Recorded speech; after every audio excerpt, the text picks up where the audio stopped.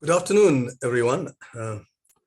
Once again, we welcome you to this session, which is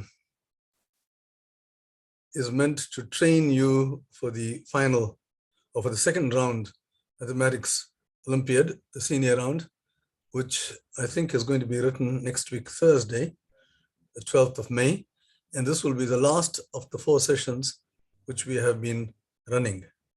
So before I proceed, I want to thank you all for coming regularly to these sessions. I presume that since you are the ones who are still remaining at the end of session 4, that you have attended all sessions. While on that, please make sure that you fill the attendance register for the sessions. It will be in the Google Classroom. If you navigate through that classroom, you will find some section which says attendance register, and put ticks across your name wherever, at those places where you did attend. It's very important you do that, because then it will boost up your chances of being invited to future sessions. These programs will continue all the way until you go up to grade 12, if some of you are already not in grade 12, so it will be to your advantage. All right. Once again, I remind you that to take your, put your microphones on mute, because when that is not done, we can have a lot of disturbance. I want to welcome my good friend Patrick Rosaberta, who is here with us today, and he is the one who is a project manager for the South African Maths Foundation and one of the organizers of the session. So we must be grateful to him for getting everything on board, on track. All right, I think with those few words, we can start. Last week, we started with the 2021 paper. Oops. Last week, we started with the 2021 paper, and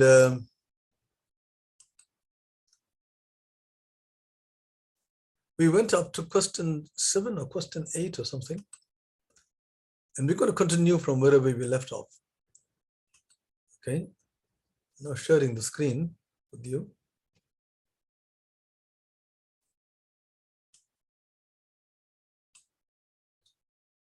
All right, I think this is where we finished. If I recall, I think we did this. What is the difference between the 2 prime numbers that add up to 1 less than the largest perfect cube? I think we did this. I sort of vaguely remember doing that. Okay, let's go to problem 8. Problem 8 says the number 126 can be written as a sum of 2 different prime numbers in several ways. Find the largest difference between 2 such prime numbers. All right, so if you want the largest difference, evidently,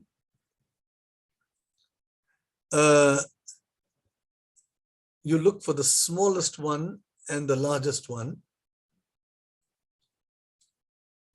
and that will give you the largest difference.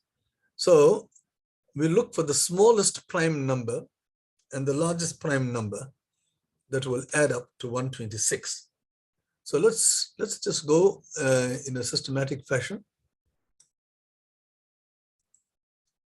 The first prime number is 2.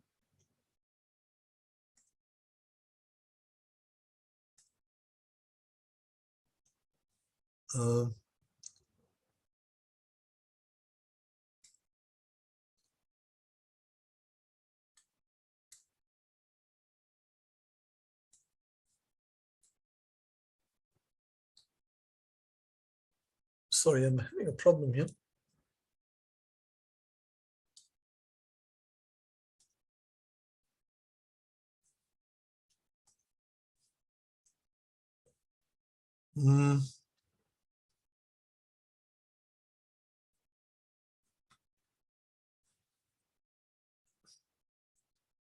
Sorry, I'm having some kind of a problem here.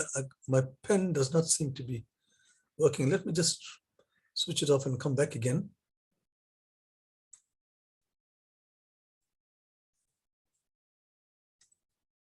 Right, okay. Seems to have worked. All right, so we've got the smallest prime number is 2, and the sum of the two prime numbers is 126. So the other prime number in this case will have to be 124. And that doesn't work because 124 is not a prime number. Let's take the next one. 3 plus 123 gives you 126. That doesn't work because 123, if you add the numbers, you get 6. So that's a multiple of 3. If you look at 5 plus 121, that doesn't work because 121 is not a prime number. It's 11 times 11. The next prime number is 7. That gives you 119. Right? Some of you may think that this is a prime number, but it isn't. It's 7 times 17. Right? So that doesn't work. The next prime number is 11. And you have 11 plus 115. That doesn't work. It's taking a long time to get there. The next one is 13. And 13 plus 113. Okay, that works. 113 is a prime number. So the largest difference is the difference between these two prime numbers is 113 minus 13, which is 100. Okay, so remember, you always see what the question is. We have the prime numbers, you want to work out the largest difference. And the way we did it is you start from the smallest, and that way you will move slowly to the first pair, which works. That'll give you the largest difference. All right, so that takes care of question 8. We'll go to problem number 9 now. Problem number 9 says, Pascal, Newton, Galileo, and Fermat all took the same test. Okay. The average score of the 4 candidates was 16. So they took the test and the average score was 16. Pascal and Newton had an average of 16, and Pascal and Fermat an average of 13, and so on and so forth. All right, so the idea is, obviously, we don't know what these scores were, right? We don't know what they were. So let's give names to them. I like to call them P, N, G, and F. So I can keep track of who is who, right? So the score for Pascal is P, the score for Newton is N, and so on. Okay, now what do you mean by the average? When you work out the average, we have done this before, you add all the numbers and divide by the number. And an important fact is that the average multiplied by the number of numbers that you're adding is actually equal to the sum of all the numbers. Because if you work out the average, you work out the sum and you divide by the number to get the average. So this is important. The sum of all these numbers, since the average is of these 4 people was 16, it must be equal to 16 times 4, and that is 64. Right, so you have an equation. This is the first equation you've got. The second equation is, this is where you take the average of the 4 people, there it's 16. Second equation is Pascal and Newton had an average of 16. So Pascal and Newton, they had average of 16. Now there are only 2 of them. So it will be 16 times 2, that will be 32. And so we've taken care of the second piece of information. It also now says that Pascal and Fermat, their average was 13. So the sum of that will be 13 times 2. While Newton and Fermat,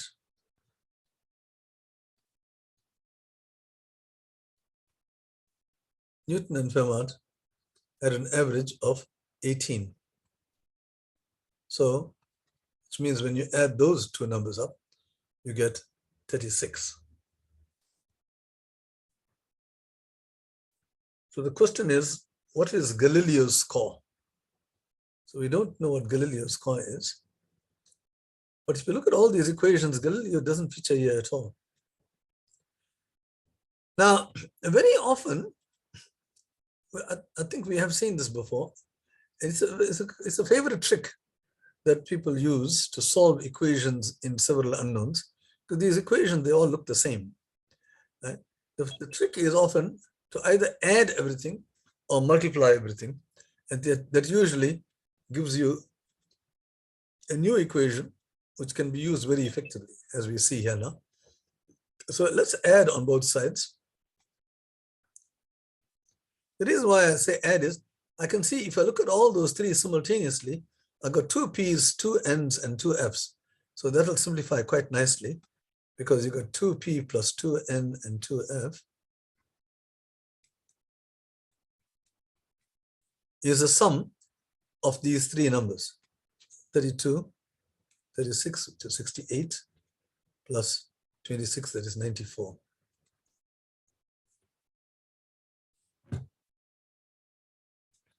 Okay, which means that to simplify, P plus N plus F is actually 47, because just simply divide by 2 right throughout, and 94 divided by 2 is 47. All right, now that's very nice, because if I go back to the first equation, it means that's the one that I want to get. But the sum of these other three, I can make G the subject here. That will be 64. The sum of the whole lot is 64. The sum of three of them is 47. Right? So the sum of the last one is 64 minus 47, which is 17. So that is how you calculate this. So to sum up, we've got 4 unknowns, and sometimes you get worried. We don't know how to solve 4 equations in 4 unknowns. But with a little bit of ingenuity, you don't have to work out each of those values. Right? You just by looking at this, you can see that you can get a large part of this one here out straight away. All right, so let's just get on to the next problem. So the answer to this problem is Galileo's score, G, is 17. Okay. All right, so let's just get to the next problem. The next one is, we're going to problem 10. We're still in 2021. We missed 2020. And we said we'll go straight to 2021. If we have time at the end of this, we'll go back to 2020 and do a few problems there. All right, so let's get to next problem, which is problem number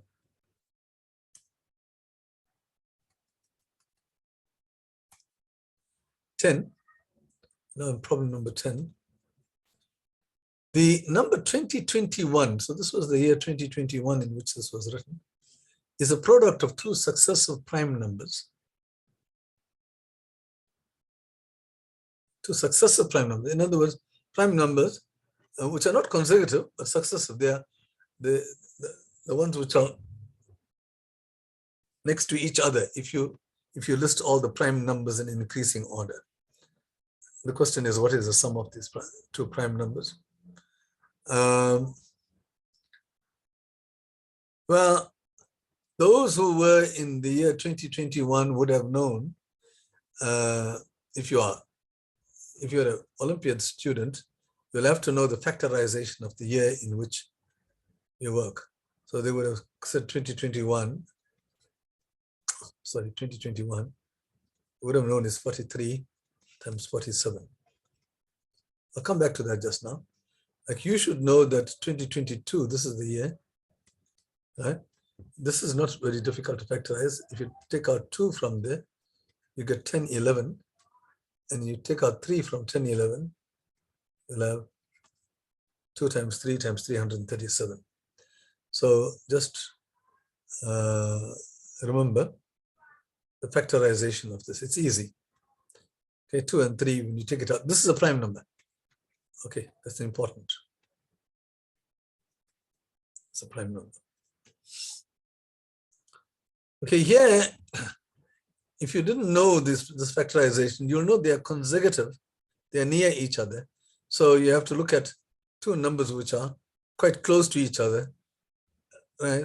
And whose product is 2021. And in other words, they are near the square root of this number. So if you sort of approximate the square root, you can see the square root will be 1600 is 40 squared, and the next square is 2500 is 50 squared. So you are looking at two numbers, because this 2021 is in between. So you're looking at two numbers between 40 and 50, two prime numbers, which when multiplied give you this. And once you decide that, you'll get to that very quickly, because these are prime numbers. So we won't spend any time on that. But the idea is you can logically, using the fact that they are successive prime numbers, approximate what these prime numbers are, because they will be near each other, and which means it's near the square root. The square root is that number by itself, and the square root of this number lies between 40 squared and 50 squared. So therefore, the number itself will be between 40 and 50, these two numbers. Once you decide that, then the rest of it comes quite easy. So you have to use a lot of common sense, in problem solving, and argue it out and try to figure out what is the best way to do it. Okay. Problem 11, what is the least possible perimeter of a triangle whose side lengths are consecutive square numbers? Okay, so here you've got a triangle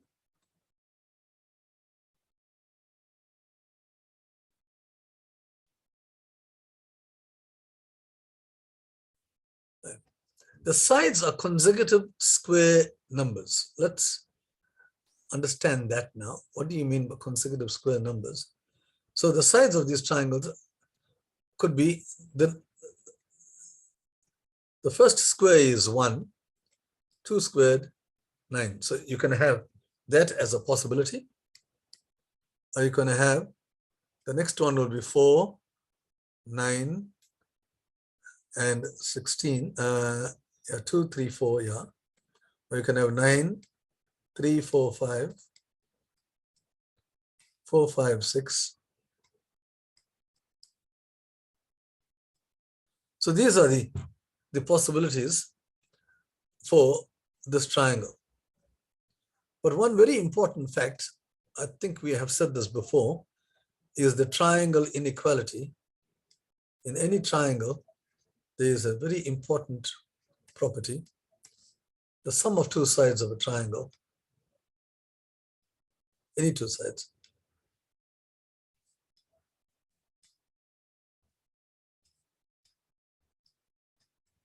is always greater than the third side. When you add these two, you'll always get a number which is larger than the other side. Now here, this cannot work because 1 plus 4 is not greater than 9. So there is no such triangle. Here too, 4 plus 9 is 13, too small. 9 plus 16 exactly equal to 25. So you can't get a triangle here. And when you try to draw the triangle, you will get all the 3 points will all lie on the same straight line, like this. You got 9. And you put 9 here and you put 16. Right? And this entire line here is 25. So you can't get a triangle. So even that doesn't work. But this does work, because 16 plus 25 is 41, which is, so this is the Why did I do this? We're looking for the least possible perimeter. So you start from the smallest, and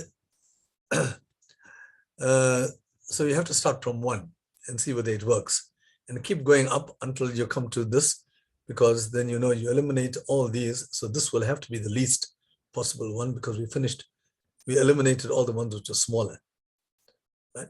So this is a triangle which has sides 16, 25, and 36. And the question is, what is the perimeter?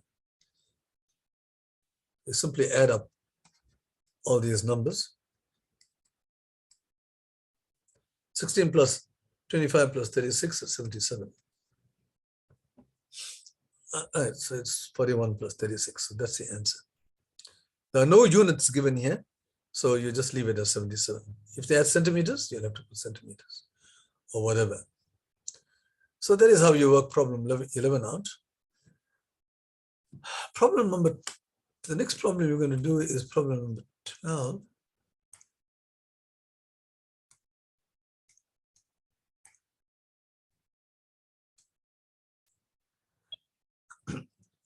Problem number 12 says 2 empty containers, P and Q, have the same volume. Oh, all right, so what have we got? Let's just draw these containers.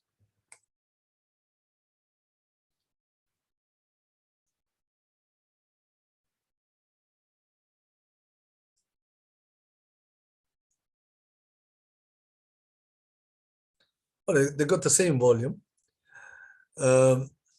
Water flows into P at a rate of 4 liters per minute.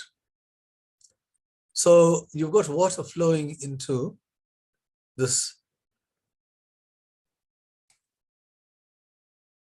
We'll call this P, container P, container Q, and you have water which is flowing into this.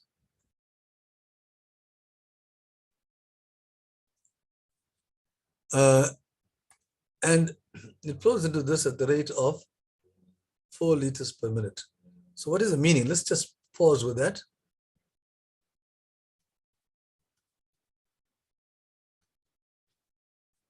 So in other words, after 1 minute, this thing goes up to 4 liters. After 2 minutes, it's 8 liters. 3 minutes, 12 liters. For every minute, 4 liters of water goes into this. And as far as Q is concerned, water flows into that at 6 liters per minute, and into Q at a rate of 6 liters per minute. So after 1 minute,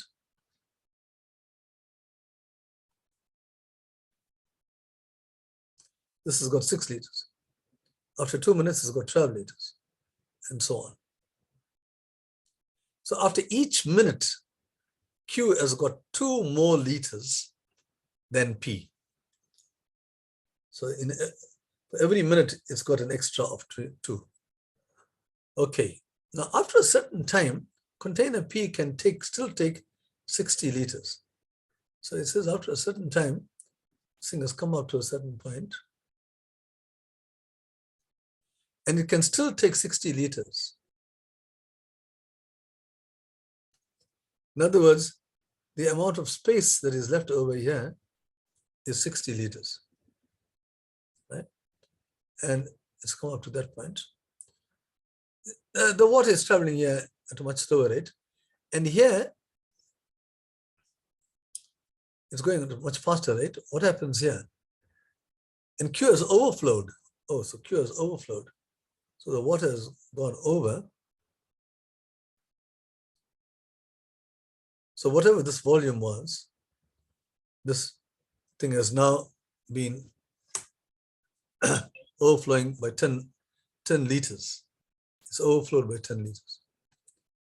So the question is, what is the volume of each container?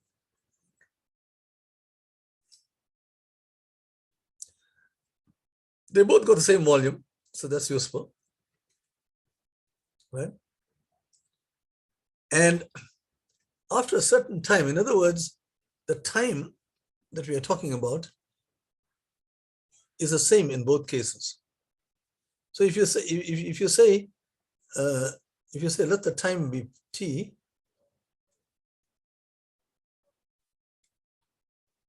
t minutes. So you have to give names to the unknowns. The unknowns are after how long is this happening? And secondly, what is the volume? But the question is really about the volume. What is that unknown? So we know that after t minutes, after every 1 minute, right, 4 liters flow into P. So after t minutes, you will have 4t liters. After 1 minute, it's 4 liters, 2 minutes, 8 liters, and so on. After t minutes, you've got 4t liters here. So the volume is actually equal to 4t plus 60, because there's still 60 left over in that. So this is the volume, 4t plus 60. Right? I'm not going to write that equation down. If you want, you can put V equals 4t plus 60. But in this case here, after t minutes, you've got the amount of water which has flowed into this is 6t. But that is in excess of the given volume by 10. So if I reduce the total amount of water that flowed into this by 10 liters, I will get exactly my volume. Right? Or otherwise, if you like, you can say the volume plus 10 is 60. The same thing, V equals 60 minus 10. Right? Okay, but now you've got an equation involving one unknown. Okay? You can solve this thing here, and I quickly see that T is equal to 35.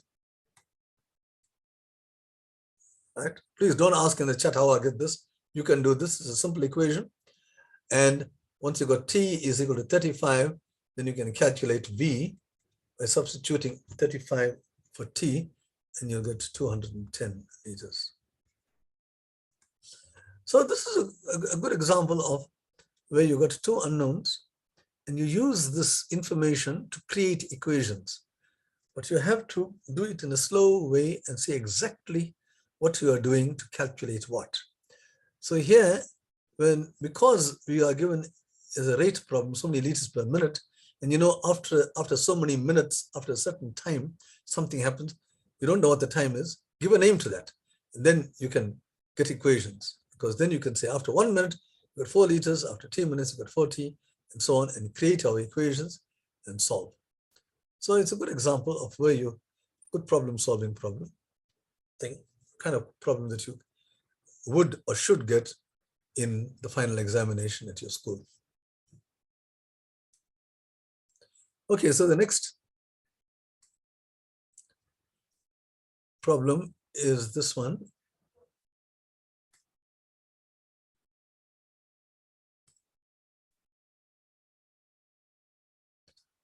Okay, it's a kind of a long statement of a problem here.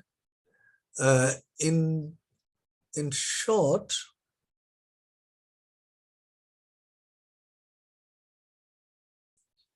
you got a game called Killer Sudoku, and what they say is, eventually, if you read all this long story, is that when you add the numbers which are in this boundary, and you got 20, 20 is not the number in that particular square. It's the sum of those 4 numbers, 5 numbers. The sum of these 5 numbers is 20. And likewise, the sum of these 3 numbers is 16. And the sum of these 2 numbers here is 11. And you're asked to say, what is this unknown? But the digits 1 to 9 may be put into these 2 squares. No digit may be repeated in any row or 3 by 3 column. Right? So the number in the left-hand corner is the sum of the smaller squares, which is what I just told you. Okay, so you got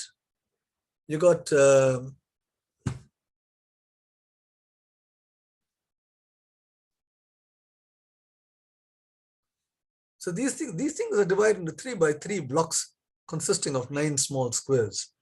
If you played Sudoku, you will know that this is what happened. So this is really the, oops. let me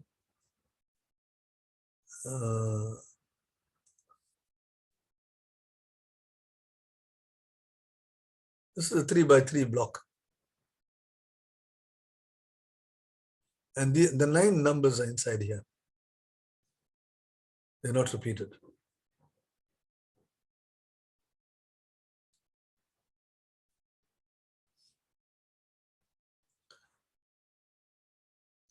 So how do you find X?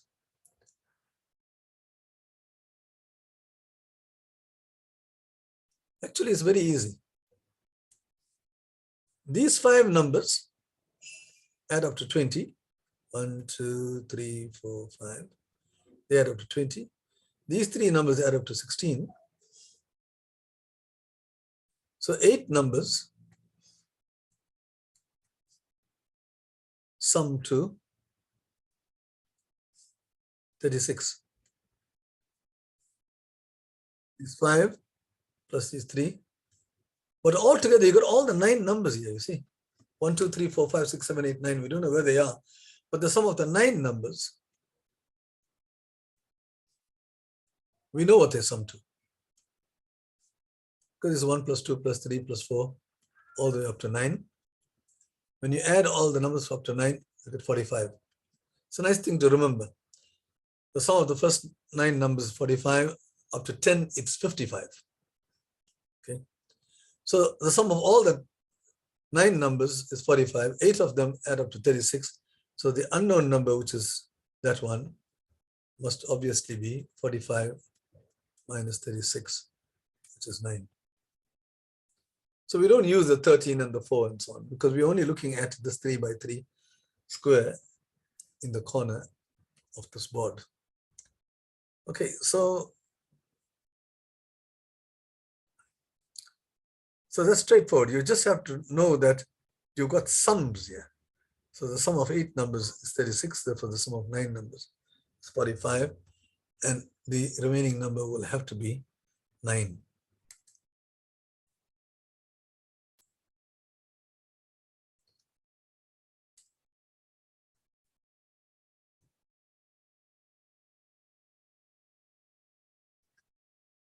A man can commute either by train or by bus. If he goes to work by train in the morning, he comes home by bus in the afternoon. Okay, that's understood. He goes to work from home to the working place. So he'll travel. If he goes by train in the morning, in the evening, he comes back by bus. And if he comes home in the afternoon by train, then he took the bus in the morning.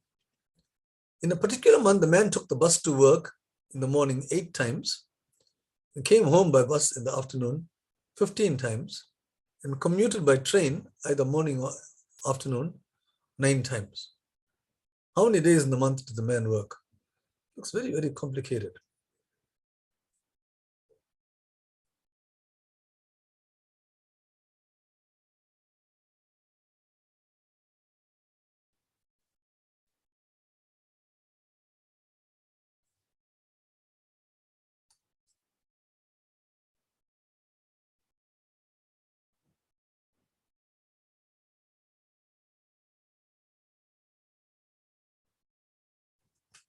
Just one moment, please.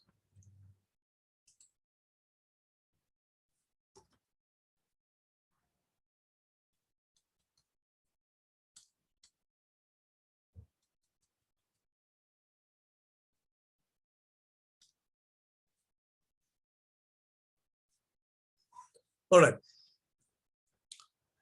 So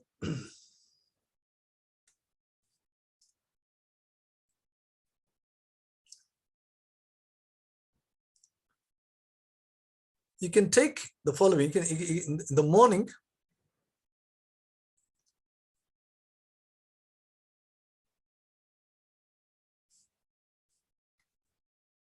you can take the bus, or you can take the train. If he takes a bus in the morning,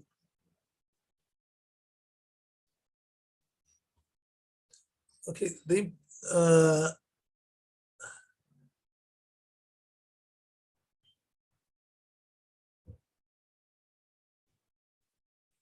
if he takes a bus in the morning,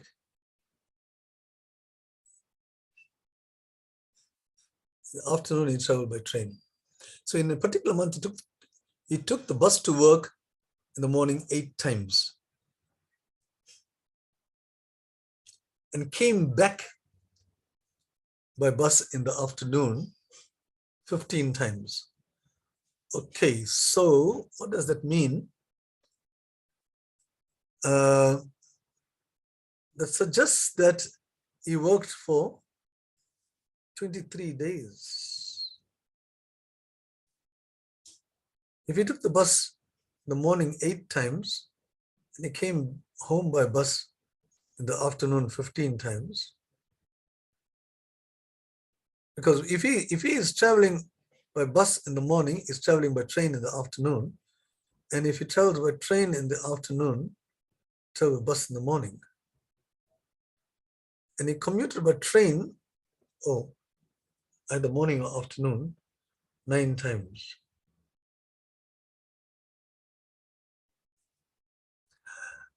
Okay, now let me just skip this. This is a very easy solution to this problem, but I can't remember. There was something about each day he either travels, he makes two trips, right? So the number of days, if n is the number of days, right, he will make 2n trips altogether. Altogether, he'll make 2n trips. And then he's got in the morning, he can take the bus. In the morning, he can take the train. But if he takes a bus in the morning, right, then in the afternoon, he takes a train. And if he takes, and in the afternoon, if he comes by train, then in the morning, he's taking the bus.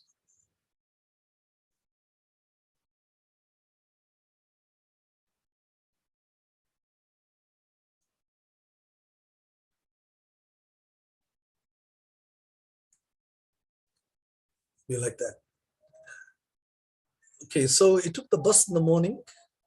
In a particular month, he took the bus to work in the morning 8 times. So this is 8. He came back by bus in the afternoon 15 times. So this is 15. Right? And he commuted by train altogether 9 times. So if he traveled x here, then he's traveled 9 minus x here, because altogether it's got that. Okay. So, so the total number of days that he has traveled will be, oh yeah, now I can see what's going on. So how many trips does it make altogether? Okay. All right. So in the morning, he takes the bus 8 times. Sorry, I'm taking such a long time. In the afternoon, he takes the bus 15 times. So I'm putting A, B. We don't know how many times he takes a train in the morning. We'll call it X. But we do know that altogether, he takes a train 9 times. So this has to be 9 minus X. The total number of trips he makes is total number of trips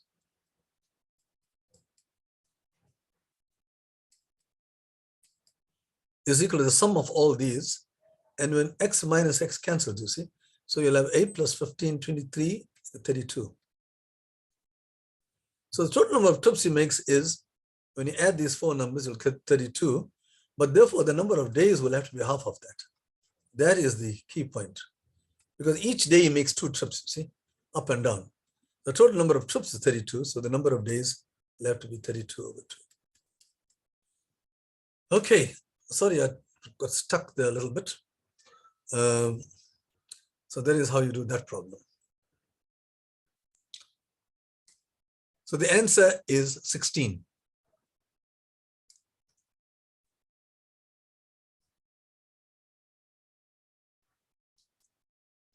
Now let's get to the next problem. A committee has 4 meetings, and at each meeting there are 3 attendees. No 2 committee members attend more than 1 meeting together. What is the least number of members that can be on the committee? See, the problems require a lot of understanding. So you got 4 meetings. Meeting 1, meeting 2, meeting 3, meeting 4. In each meeting, there are 3 people who attend.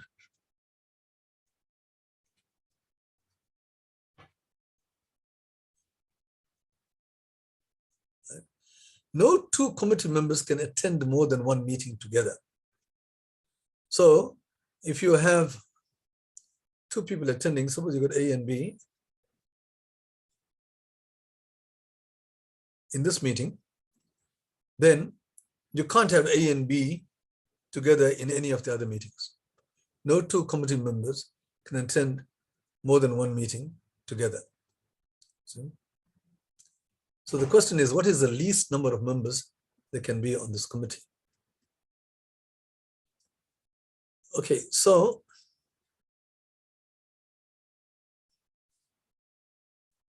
let's just go to my solution here.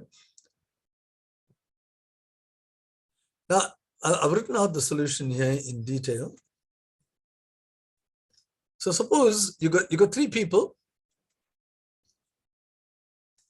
in a committee. So each committee has got, so this is first meeting. This is the first meeting in black. Right. Now in the second meeting, you have the first meeting. The second meeting is now in red. And you want to have the least number of people. So you must choose at least 1 from here so that you don't have too many people altogether. So you'll choose 1 from the previous committee, but now you can't choose another one from here. So you have 2 new people. So you got, these are the 3 people in the committee, call it A, B, C. And then here you can't have either B or C, right? No 2 people should come to the committee meeting at the same time. So you have 2 new people. You call it D and E maybe. So now you got A, you got B, C, you got D, E. Now at the third meeting, right, you'll have to use as many people from this meeting, from the other 2 as possible, because you want to get the least number. So let's choose 2 people. You can choose 1 from here, and you can choose 1 from here, right? But you can't choose more than that. So if you choose that, then you got a third, you got a new person, which you need for the third meeting.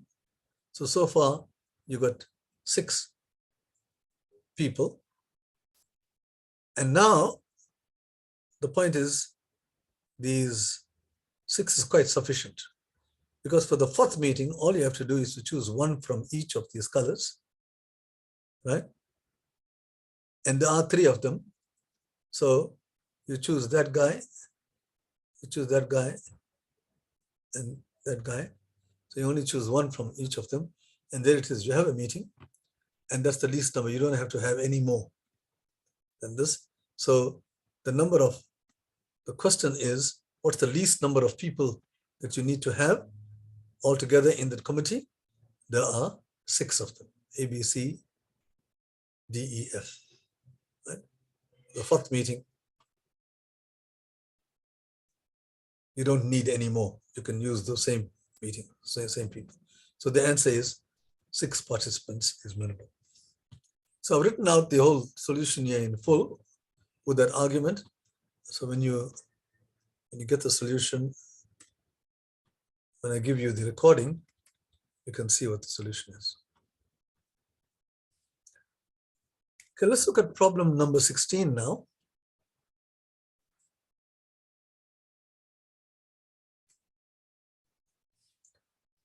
Problem number 16,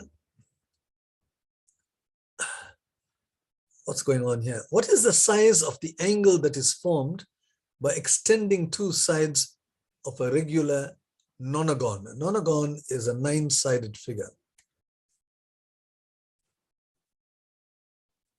Right? It's a 9-sided figure. And this is regular. It means all the sides are equal. And also all the angles are equal. All the 9 angles, what we call the internal angles. And therefore, even the external angles, right? The supplements of these angles, if you extend these, you get the external angles. They all are also equal. And we have said before that if you add up all the external angles, you'll get 360 degrees. It's a very important fact that the sum of the external angles of any polygon, it doesn't have to be regular, any polygon, always add up to the same number, that is 360 degrees. Interesting, right? So that allows us to say immediately that these 9 exterior angles, they're all equal, and they add up to 360, so each one of them must be 40.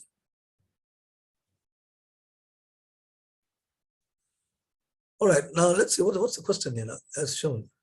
What is the size of the angle that is formed? When you extend these, they meet somewhere far away. And let me just get into that diagram when I have done this thing. I got a rather complicated looking picture here. But so far what we have said is that this exterior angle here is 40. And this exterior angle is also 40. And this is the question.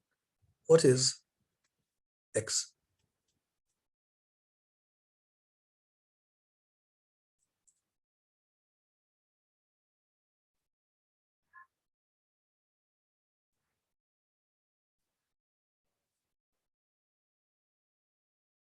So one very important thing about any regular figure, right? I don't know whether I've said this thing, but any regular polygon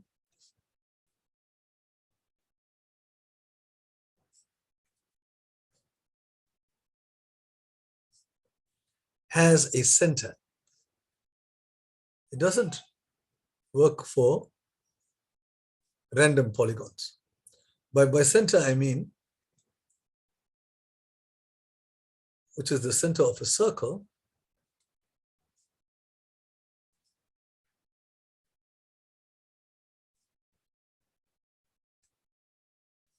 containing all the vertices. So there is always a circle that contains all the vertices. I'm not going to go into that. I give a proof of that in my book, 1000 Olympiad Problems, where I deal, I think I got a whole chapter, a whole lesson on polygons. So you can learn a lot about polygons from there. So there you can see I've drawn a circle here. Right? And then now, once you do that, you can, you know, especially if you're in grade 11 or grade 12, that equal chords subtend equal angles at the circumference, at the center. So all these chords, which are the sides, they subtend equal angles at the center. So if you join all these to the center, you'll get 9 equal angles here. Right? But they add up to 360 degrees. So once again, you get that angle is equal to 40. So the angle at the center is 40. And there's another theorem which says that the angle at the circumference is half the angle at the center, which tells you that if you've got any regular polygon. Now listen very carefully to this. And if I join three vertices, I can always calculate this angle. If I join any, in fact, I can calculate all the angles, because each side, all you have to do is to say, if you divide the number of sides, if you had n sides in your regular polygon, then the angle at the center will be 360 divided by n. That's how I got 40. And the angle that is subtends at the circumference is half of that, because the angle at the center is twice the angle at the circumference.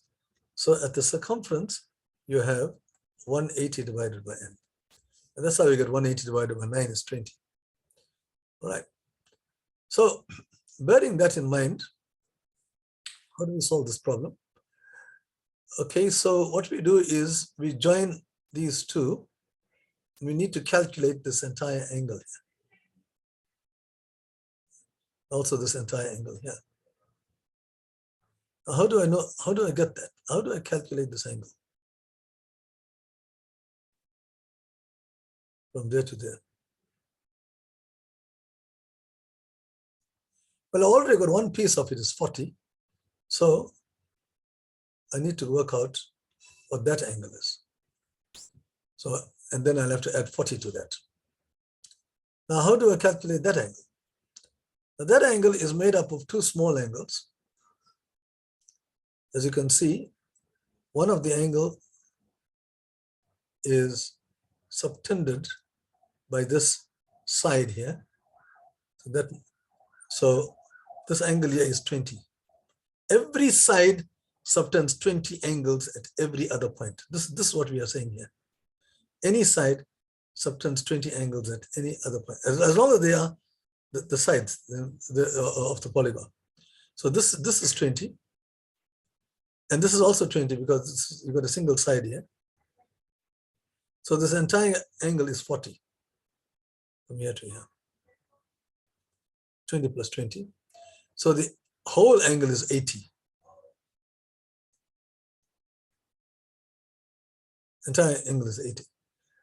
And you can use exactly the same argument to conclude that this angle is also 80. So then you've got two angles of this red triangle. They add up to 160. So the third angle will have to be 20 degrees because all of them add up to 180. So x is 20. Okay, to sum up, let me just say this again because this is very, very important. Suppose I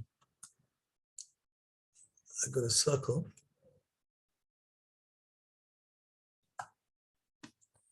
And suppose I have, for instance, a pentagon, a regular pentagon, 5-sided figure. It's not going to be very accurate.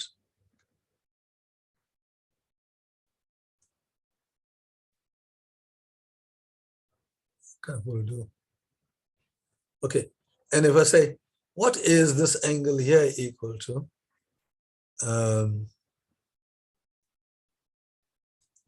For instance, if I asked you,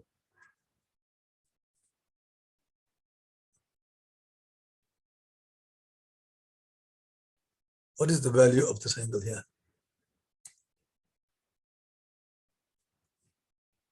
Okay. The way you calculate that angle is what I just told you now. You break that angle into, you look at the other two, you've got two there. These are the sides. Join this one here to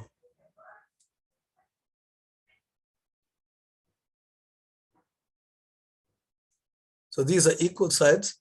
So to get this x here, all you have to do is to calculate these two angles.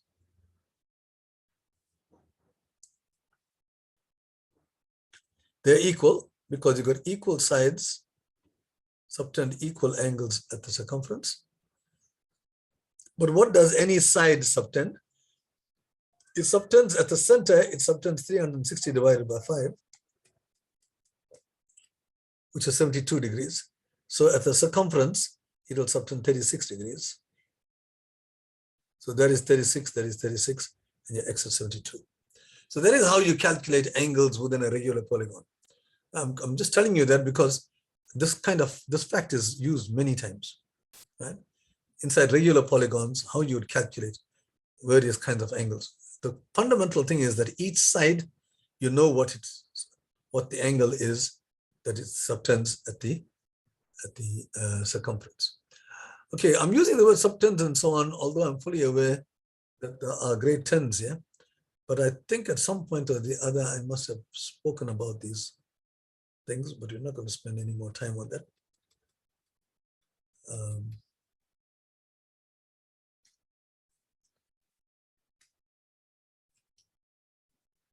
Now, problem 17, every child in a school has one or more unique numbers for the school's lucky draw.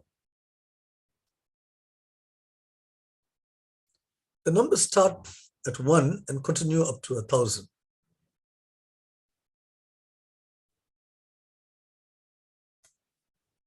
So each child has got one or more numbers from 1 to 1,000. All right, so the 1,000 numbers are distributed amongst each child. Right? This fellow has got some numbers, maybe one number here, some numbers, but altogether you got 1,000 numbers. Now, what is the probability multiplied by 1,000 that the first number drawn at random as no 7 and no 9 amongst its digits? So this is a probability problem. Okay, so let's just understand this. You got 1,000 numbers.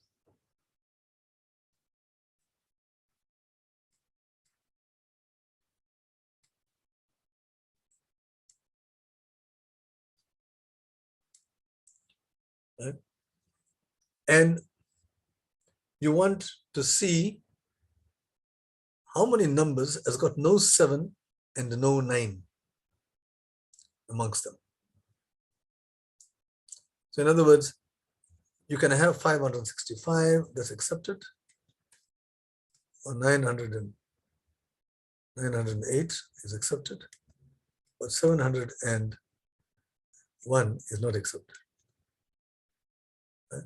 And also, no 9, so this is not accepted as well. So the two numbers which are excluded are 7 and 9. So now we need to know, if you want to have the probability, you want to know how many numbers are there altogether which have no 7s and no 9s. That is the question.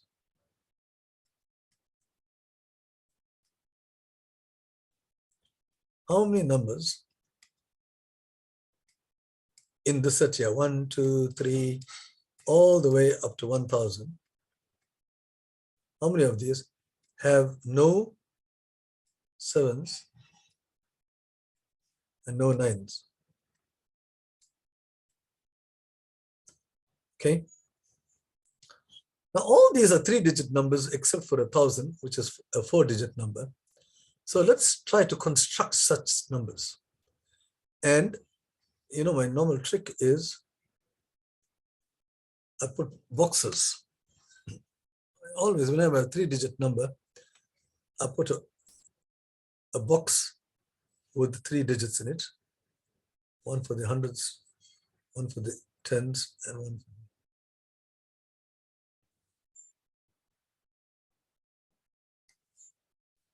Right. Now, observe that 1,000 is missing. Right? Because, but I can't say 1,000, I can rename 1,000 by saying, we'll call it 000. So the number 000 represents 1,000, just remember that. Okay, so it's just a renaming. of 1,000, so that I only have 3 digits here. All of them. So you have, like for instance, like the number 7 now, right? This will be James Bond. Right? Or 45 will be 045. So we will make every number a 3-digit number, so we can allow zeros in the front. What so what numbers are you allowed here? You are allowed 0, 1, 2, 3, 4, 5, 6, but not 7, 8, and not 9. Right? So of the 10 digits from 0 to 9, 2 are missing. So you will have the only 8 possible ways in which you can fill this box.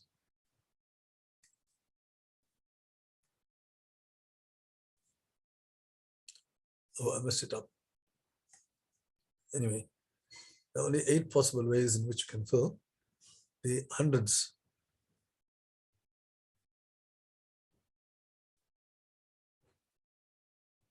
Sorry, it's very untidy.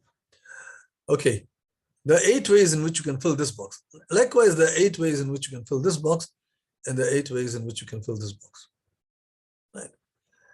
So the question is, how many ways, how many such numbers have you got?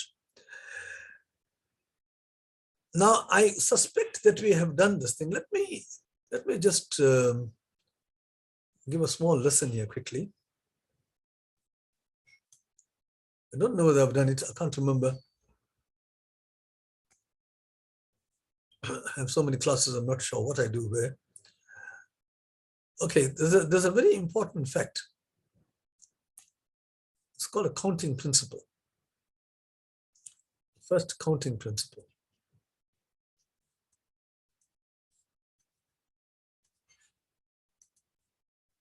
It says that if there are m ways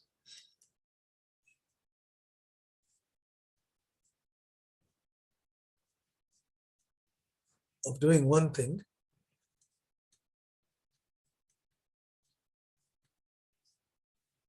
and n ways of doing another,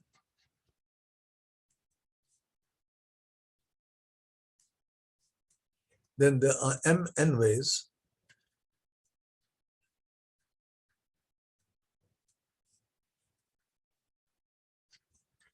of doing both together.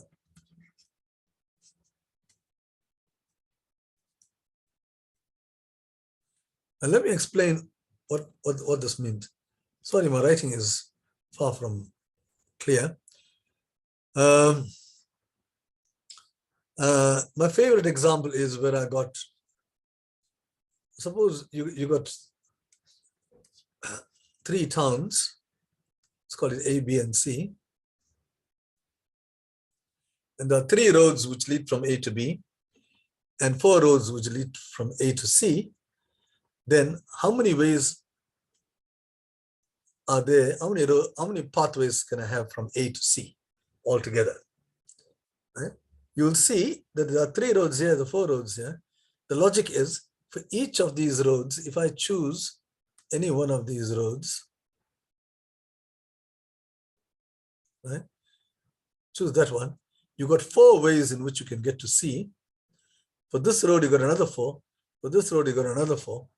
So the total number of ways will be, for each road, there are 4 possibilities. Therefore, for 3 roads, it will be 3 times 4. So there are 3 ways of doing one thing, and 4 ways of doing another. And the number of ways of doing both together, that means you go from A to C, is 3 times 4. That is m ways of doing one, n ways of doing another. It's like that. And if you had a 4th town, and you have several roads going from there to there, let's say maybe 5 roads, then the total number of ways you can go from A to this is 3 times 4 times 5. See? Because you can find 12 ways of getting from here to here, and then for each of these, there's 5 of that. So that's the logic. For each one of these pathways, you have so many of the others. So altogether, you have to multiply. Right. Now, why did I do all this? The reason I did that was because in my problem, I have to choose these numbers. I have to choose these numbers. And this is very much like the Rhodes problem. Right? You say, my units digit can be chosen in 8 ways.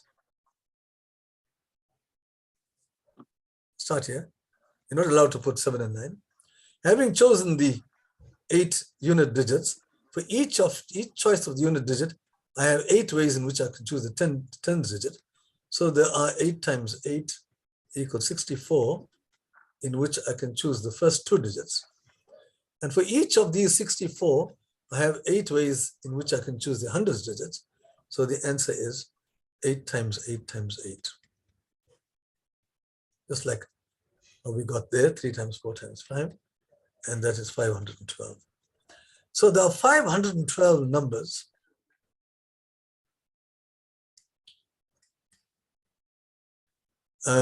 which have the property. Remember, the 0 is also excluded because 0 is amongst these 512,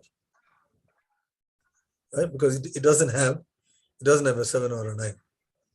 Okay, so altogether, you got 512 out of 1,000. Right. The question is, so the 512 numbers out of 1,000, which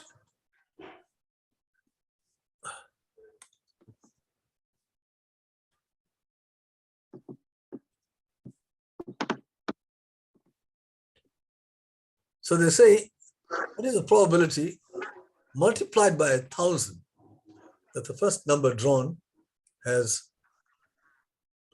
no 7 and no 9? So it's 512 over 1,000 times 1,000, because the probability is 512 over 1,000. That's the chances of picking a number which has got no 7s and no 9s, because there are 512 such numbers. So the chances of picking one of them is 512 in 1,000. That's the probability. And therefore, the question says you must have to multiply that by 1,000. So the answer is 512. Okay. The next problem.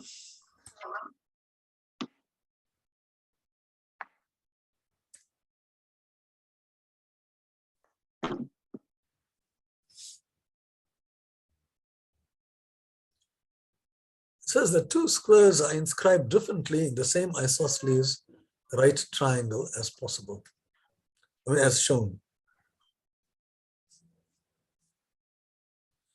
So you can see you got 2 right angle triangles there. We didn't show the right angle, but certainly have.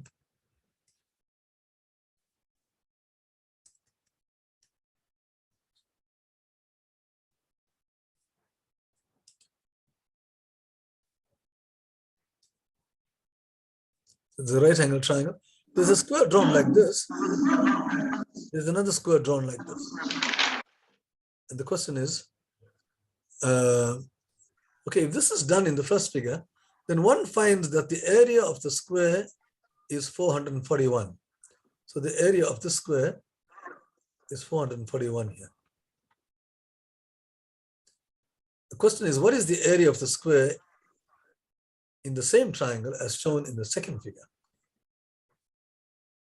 Right? So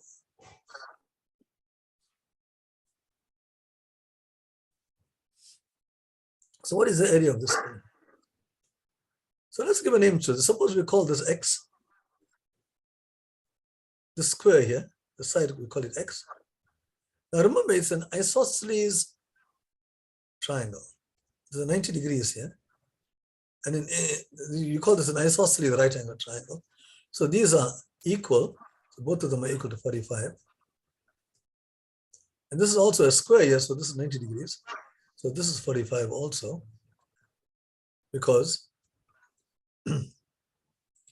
90 degrees, that is 45, this has to be 45. But now this small triangle is isosceles, so that becomes x.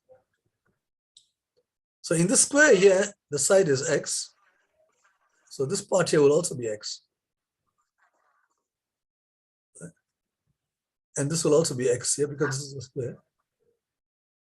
And again, you got a 45 here at the bottom. So this will be x. Right? So now,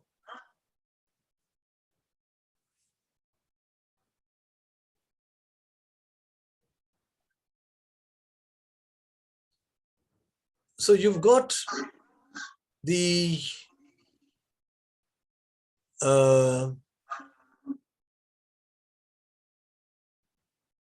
in this situation here, you've got this area here is 441. So 441, by the way, is 21 times 21. So the area is 441, and so this is a square. So the same argument will give you 21, 21, 21, 21, like that. Okay. So which means I can actually calculate the hypotenuse of the same triangle in two different ways. On the one hand, it is, oh, this is also 21 here. So this is a square. So that's how it is. Okay, so the hypotenuse, if you use Pythagoras, that means this thing here is 3x now. Because we just saw, if your side of the square is x, then the hypotenuse is 3x. There you have it. You have a two sides of a right angle triangle, and you're trying to calculate the hypotenuse, and you have an equation. Square and the hypotenuse, 3x all squared, is the sum of the squares on the other two sides. So this is 42 here, so it's 42 squared plus 42 squared. So this thing here, the sides are 42. Each side of the small square is 21. And there you can solve for x. Okay, you just needed x squared. You needed the area of this. So you need not work out the x itself. You needed x squared. So x squared would be, you have to divide right throughout by 9. So if you divide this by 9, you're taking out 3 squared. So you're left with 14 squared plus 14 squared. Just think about that. When I'm dividing this by 9, I'm dividing by 3 squared. So I'm left with 14 squared. So this is easy to calculate. 196 plus 196 is 392. And that is exactly what we're looking for. The area of the square here is x squared. And the answer is 392. Okay, I took a little while to do that, but the starting point is we don't know what the area of what the side of the square is. Right? So let's start there and use all the information to get as much information as possible. And you see, to your satisfaction, that you can actually calculate the hypotenuse. It will be 3 times the thing. And in this case here, the hypotenuse is twice the square. Right?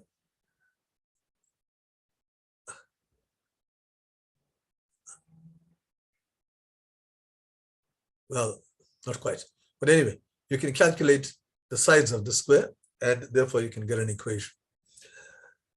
All right, see, you'll notice that in problem solving, I go in it piecemeal. I take each piece of information and I try to see what I can gauge from that, try to get as much information as possible, and then go on. I don't read the entire question. Sometimes I do. Right? Like now I need to know what is the area of the square inscribed in the same triangle. So I needed to know that question. Okay. All right. So that takes care of problem 18.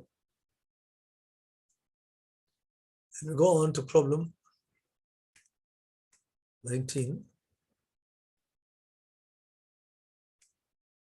I had a much nicer picture here. But anyway,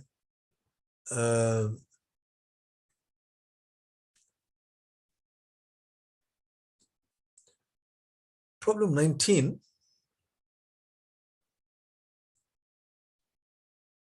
These problems become more and more difficult as we go along.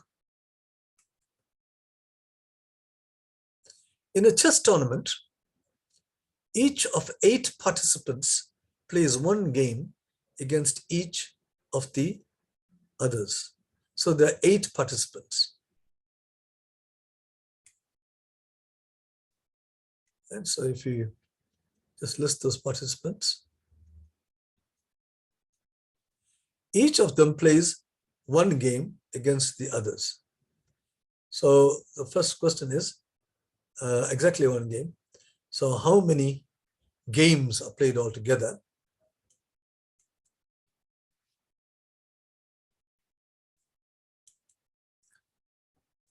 Well, there are 2 ways of doing it, but I think the easiest way is you got 8 participants.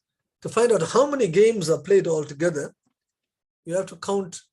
Each game is played amongst 2 people. So a game, instead of counting the number of games, you count the number of pairs of people. Because every pair plays one game, and each game is amongst a pair. So you want to know the same question, how many games? The same question is, how many ways can you choose 2 participants from 8? And we've seen this before. The number of ways of choosing 2 objects from n objects is n into n minus 1 divided by 2, and that gives you 28. Right? So I'm not going to revise that. We have done this before. So the number of ways of choosing 2 participants from 8 is 8 times 7 divided by 2. And that is also equal to the number of games, because instead of counting the number of games, you count how many ways can you choose 2 people. Right. Okay, so that's the first sentence. A win is worth 1 point, a draw half a point, and a loss 0 points. Now, at the end of the tournament, each of the participants has a different total score. So the 8 people, they get a certain score because each one plays so many games. And, each one plays 7 games, actually. They play everybody else. And they have a total score. The maximum score you can get is 7, because each one plays 7 people, and the highest score you can get is 7. A draw is worth half a point. Right, now, but they all got different scores. That's important. The total score of a participant in the second place is equal to the sum of the scores of the bottom 4 spaces. All right, so we have to rank these players, right? Player 1 up to player 8, highest to the lowest. And then you can see what the second one is. And then you look at the bottom 4 and you add the bottom 4 is equal to the sum of the scores of the participants in the 4 bottom squares. Right. Okay. So that's piece of information is given. If the participant in the 8th place, in other words, the last person, drew 1 match and lost the rest, right, so you know his score. Because the last person, he drew 1 match, you would have got half a point for that, right? But he lost the rest. So he got zeros for the remaining 6 games. So his total will be a half. Right? The question is, what is the maximum score of the participant in the 5th place could have achieved? So it's a kind of a tricky, complicated kind of a problem. But let me just go through this thing. I've explained what this thing is, and I've drawn a table here. Right, let me explain what I've done here, and I'm going to go through this thing.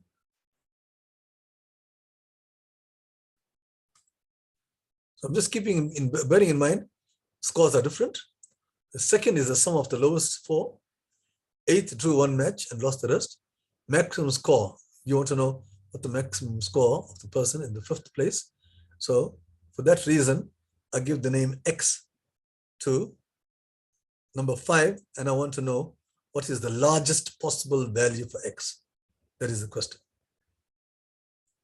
Right, now let's see what I've got in the rest of the table.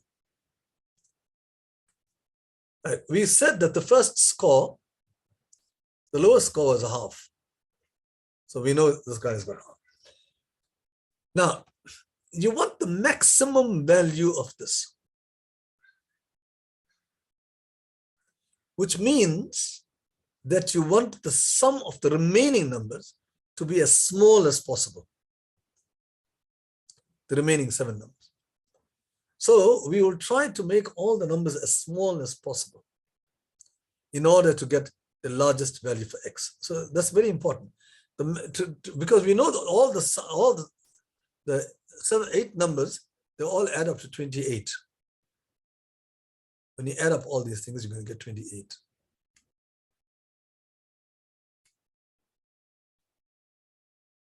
Oh, no, there were 28 games. 28 games. Oh, yeah. Right. 28 games. And each game, what's the score in each game?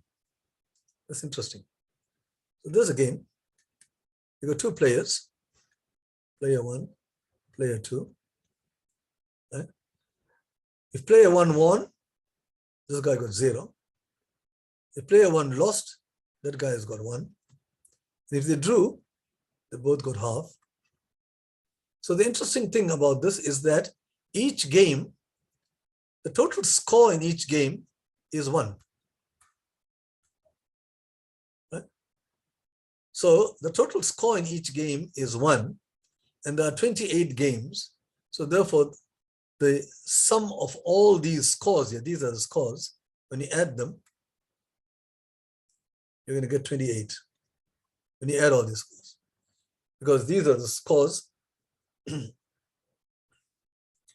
These are the scores of each person, and the total score, I'll repeat that.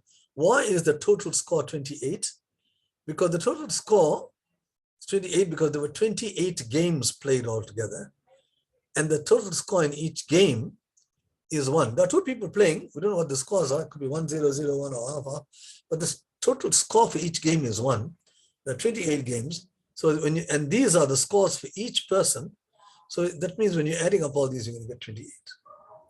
You want to get this x to be as large as possible. So you want these to be, the rest of it as small as possible. So that is why I put a half here, and then I make this 1, because they're all different, right? Right? I want to make this as small as possible, and this is 1.5, right?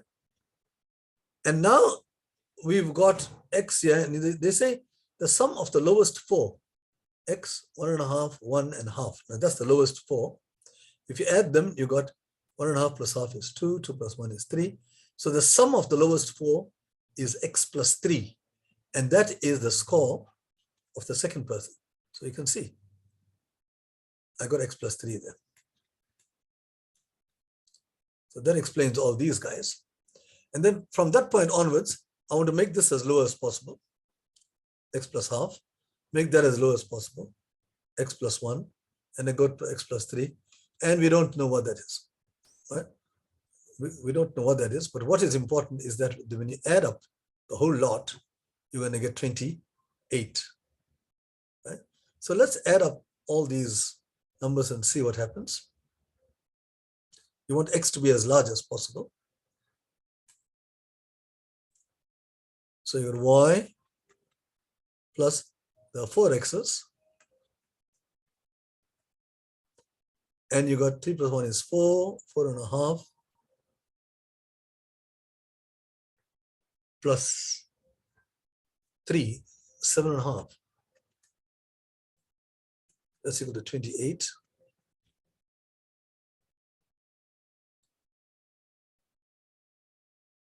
Okay, so we need to solve for x. So 4x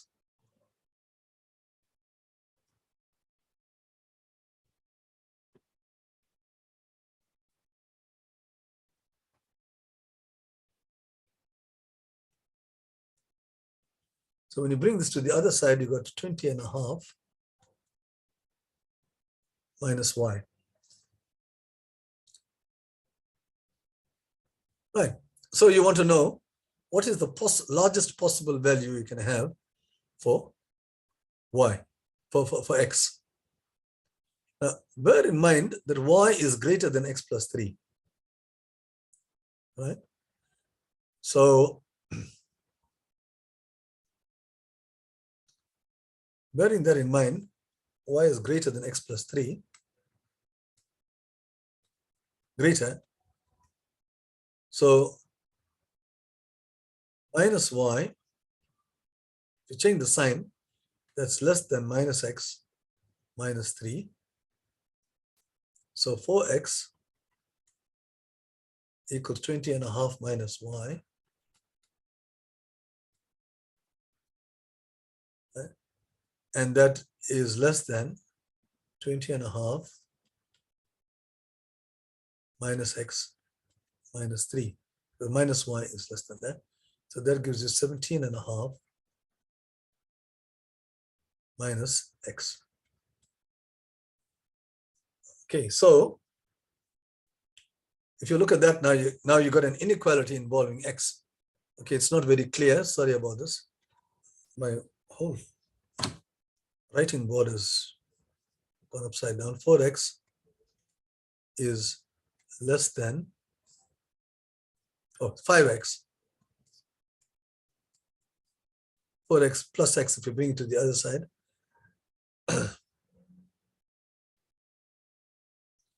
is less than 17.5. So the largest possible value you can have for x is 3.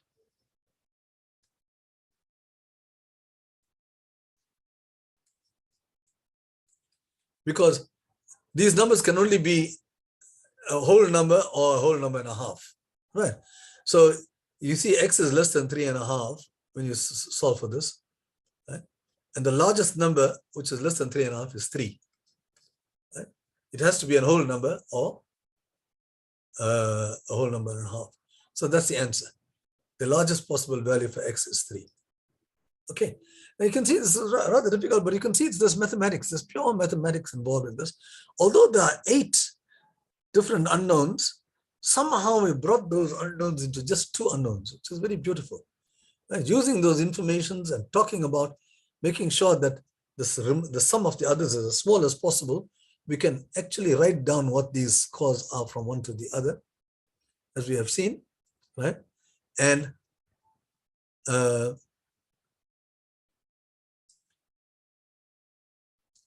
yeah, so whatever this y is, it must be greater than, we have ranked them from 1st to the 8th.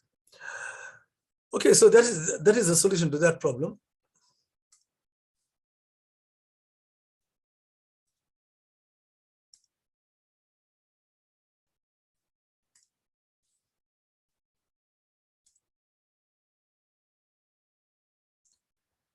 Problem number 20. Here you got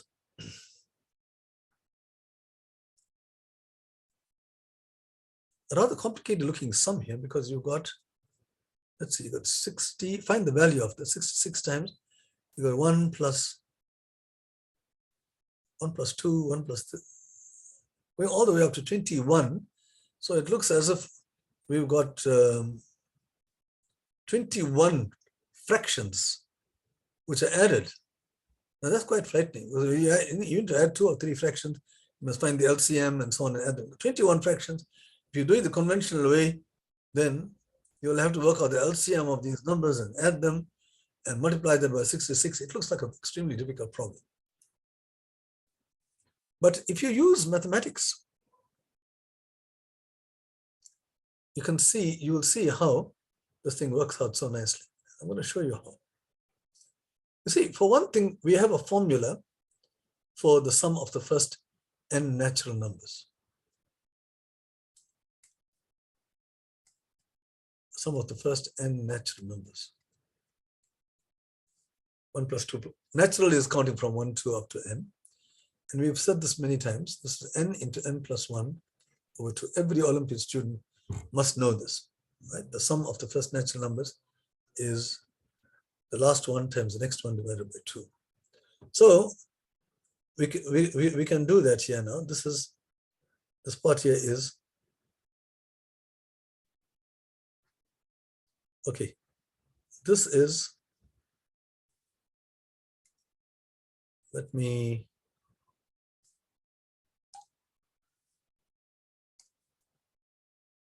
not going to calculate this. I'm just going to say that this is 2 times 3 divided by 2. And you can see that is 3. 1 plus 2 is 3. But I'm using the formula.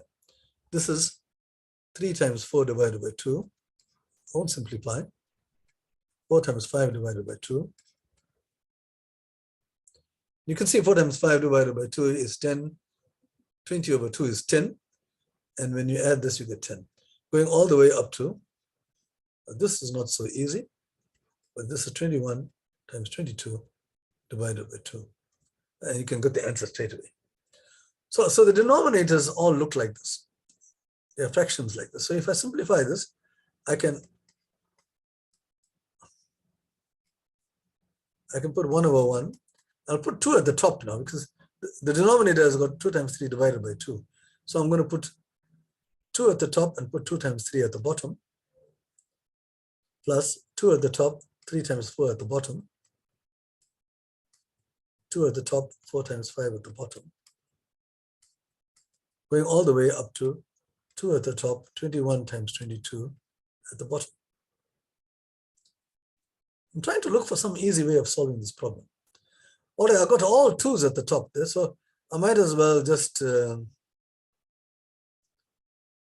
don't have 2 yet, so let me just make this in 2 over 2 as well. Okay, so 1 is 2 over 2. And you can see the pattern, 2 over 3, so this is 1 times 2. So now you've got all 2's at the bottom, so you can take the 2 out of the top and you get 132. And then you got numbers like this. And the general number is a number times the next one. N times n plus 1. So all these numbers of the form n times n plus 1, the denominators. Now, what are the values of n? We will just make sure we know what the values of n are. N starts from 1. You can go from 1 times 2. So 1, 2, all the way up to 21. Right? The last value of n is that one, 21. Okay, so now you have that all these terms, they look like this. Now watch. I'm now going to go into the next page. And I'm going to analyze this object here. Each term, which has got 1 over, which looks like this, I'm going to write a little formula here, which is not very difficult to see.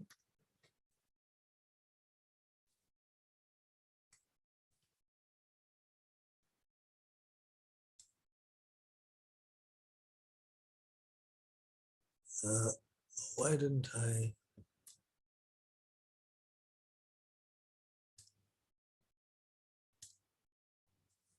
Sorry.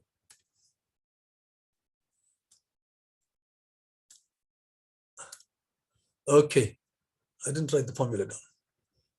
Now watch.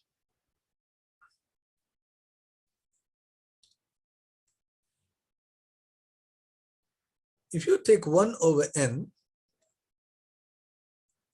and subtract from it 1 over n plus 1 and simplify this, and that's easy. That's simple algebra. You'll have n into n plus 1, and here you have n plus 1, and here you have n. N plus 1 goes into this. And you will see that you got 1 over n into n plus 1. That's exactly what we are talking about. So what does this mean? That every term here, every term which I wrote down, these terms, can be written as a difference of 2 numbers. Like for instance, I can say 1 over, say, 14 times 15, for example. That's n is 14. 14 times 15 is 1 over 14. N is 14 minus 1 over 15. So if you simplify 1 over 14 minus 1 over 15, you'll get precisely that. This formula works for any n. I can put n equals 14, and you'll get that. Right. So There's your n into n plus 1. So observe, 1 over 14 times 15 is 1 over the smaller one minus 1 over the larger one. So if you take this, it's 1 over 1 minus 1 over 2. This is 1 over 2 minus 1 over 3. This is 1 over 3 minus 1 over 4. Remember, this is where we stopped. We had a 132 here, and we did this. And this last one is 1 over 21 minus 1 over 22. And now watch magic. Because you've got a minus half plus half. Those two annihilate each other. What I call commit fratricide. Brothers kill each other. Then you got minus 1/3 plus 1/3. They cancel. Likewise, minus quarter will cancel off the next one. And this guy here will have been destroyed by his predecessor. So the only survivors in this thing here, all these things cancel off, are the first term that's not killed and the last term is not killed. And you get 1 minus 1 over 22. And that's very easy to calculate. You just multiply 132 times 1. And 22, of course, you can see why 66 occurs there. The 22 goes exactly into 132. And that is 6 times. So the answer is 126. So this is a very, if you haven't seen this before, you will have problems in working this thing out. But just remember, when you got 1 over a product of consecutive numbers, you can have other kinds of things as well, and you can still do the same thing. You might have 1 over n into n plus 3, for instance, right? And there too, you have to do some juggling, and you can work out this thing here as a difference of 2 numbers, just like what we did here, right? There you will try to calculate 1 over n minus 1 over n plus 3. You won't get that, but you can still get something close to that. So you can write this in terms of this, which will help you to solve the problem. Okay. Okay, so that takes care of problem number 20.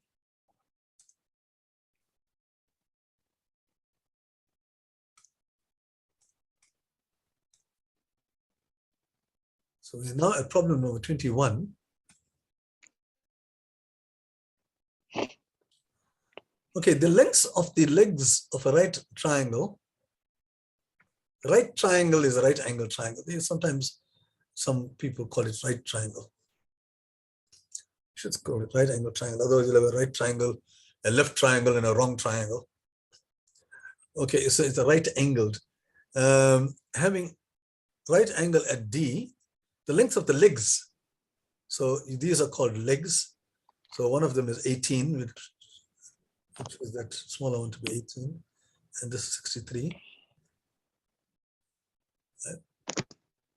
What is the radius of the circle that is tangent to both legs? Oh, that's what we got. You got a circle which is tangent to both the legs, and its center is on the hypotenuse. The question is, what is the radius of the circle?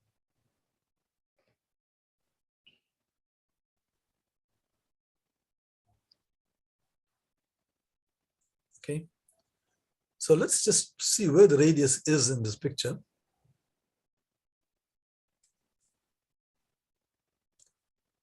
So we know the circle touches these two, and you know the lengths of those two sides. The question is now, the radius. Okay, there's a center.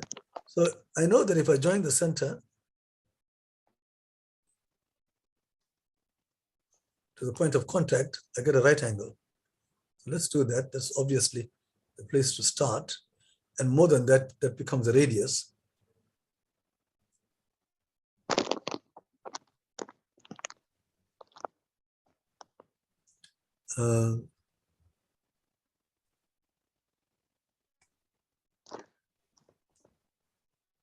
There's somebody called Sophia, I think. Your mic is on. Please take it off, Sophia. All right, now, so this is the radius. Of course, the radius of a circle are all equal, so that will also be the radius. And this is 90 degrees. the right angle triangle. The radius is perpendicular to the tangent, so that's 90 degrees also. So you actually have a rectangle.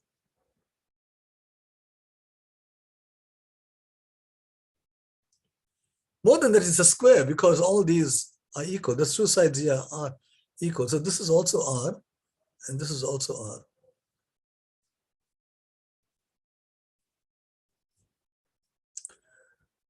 Okay.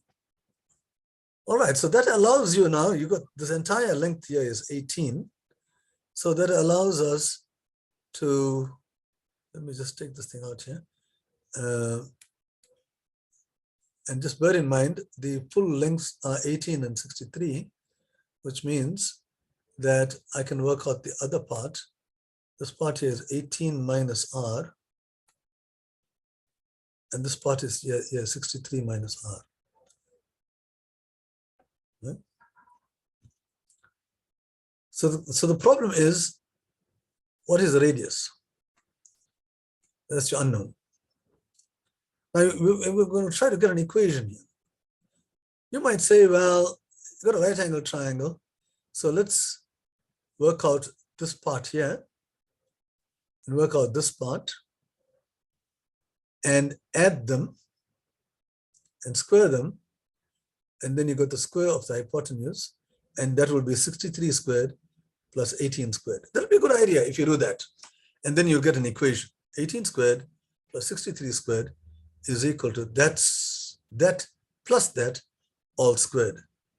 The only problem is that you got a square root object here and you got a square root object here, and you're adding those two square roots and you are squaring that, and it becomes a very cumbersome thing. Right? It'll take a long time to get there. But there's a very, very simple and easy way of doing this thing using either geometry or trigonometry, either geometry or trig. The reason being that this big triangle here, that angle there is equal to this angle here, because these lines are parallel. So these are corresponding angles. And likewise, this angle here is equal to the angle there.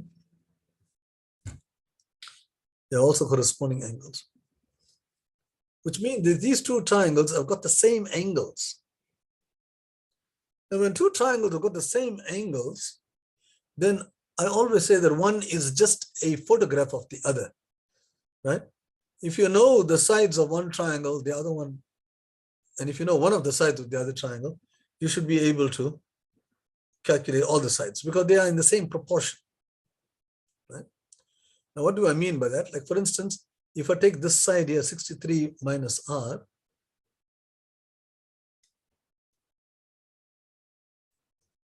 in this triangle, and I put it over the side here in that triangle, both of them are opposite cross, they got the same angle. That will be equal to the stretch, the thing that makes, what must you multiply this by to get that? It's that amount there. So it's the same. So in other words, the ratio of this is to this would be the same as the ratio of that, R over 18 minus R.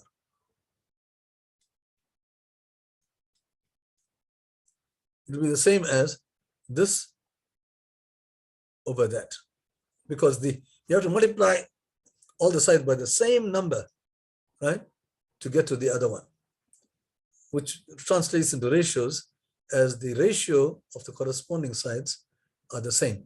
They say the corresponding sides are in proportion, the same proportion. Corresponding means 63 minus R corresponds to R because both of them are opposite cross, and likewise with the other one. If you don't like that, you could have said, use trigonometry. These two angles are the same. So the tan of X in that picture is 63 minus R over R. In this one here, the tan of this angle will be equal to the tan of this angle here, which is R over 18 minus R. Opposite over J, because these angles are equal, you see. They're exactly the same thing.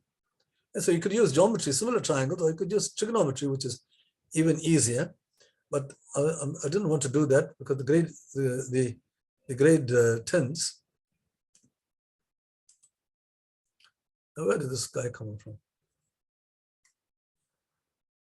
So there it is. You have an equation involving R, and you can solve for R. I'm not going to do that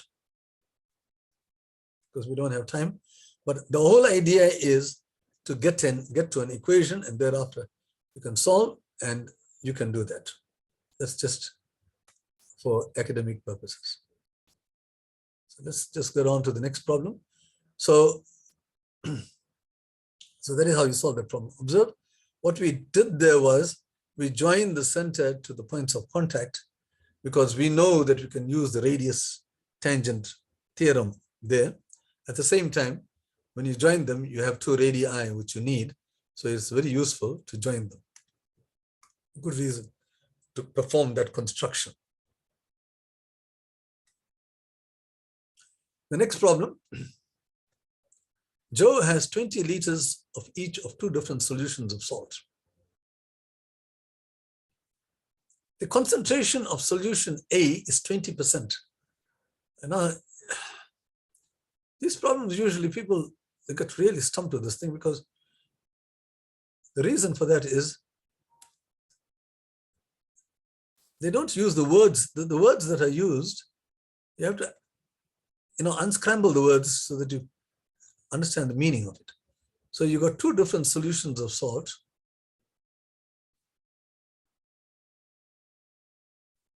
And it's got 20 liters of each, right? Okay. So what happens now?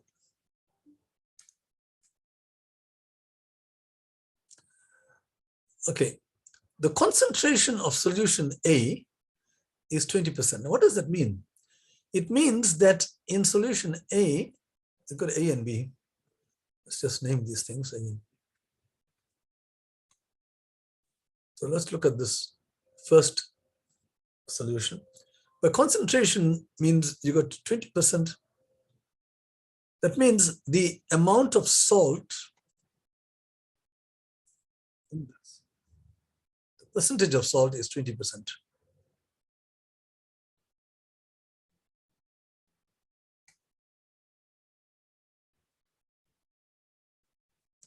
%20 of the whole thing. See? So it means that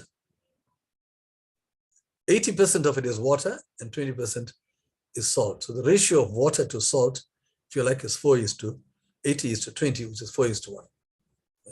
So that is how you translate. This is your salt. Right. Then you've got solution B, the concentration is 45% more.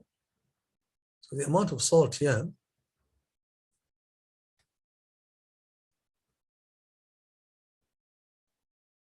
is 45%.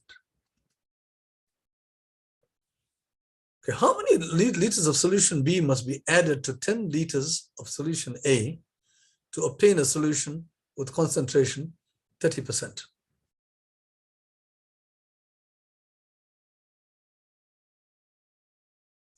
So you're going to add 10 liters to this.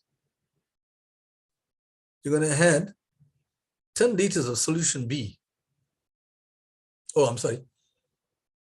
10 liters of solution B to, you got 20 liters altogether. All right.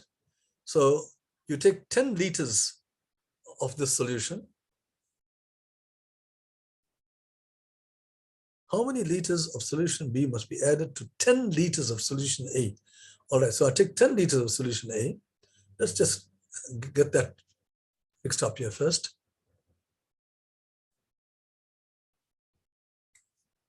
Let's look at 10 liters of solution A.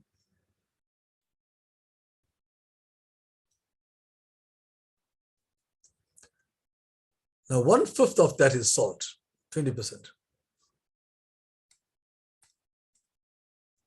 So in solution A, you have this 10 liters. So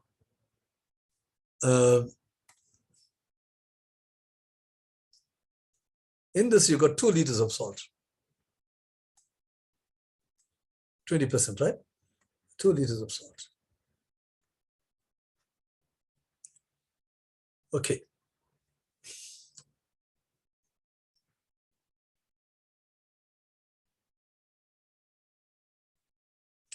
Now you're going to add X liters of solution B. We don't know how much of solution B you're going to add to this quantity here. So that the new concentration is 30%. All right, I've put everything here into a single diagram, and you'll see what I'm doing here now. Right. So originally you had 4 salt and 16 water. I should have done that right from the beginning. 20% is 4 and 16 here, and here 45% is 9 over 20. So there's 9 salt and 11 water. So that's what you got. And then you're taking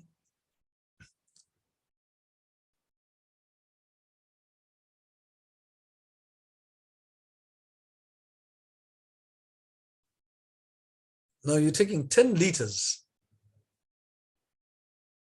of this, right? Which means I've got 8 in this new scenario here.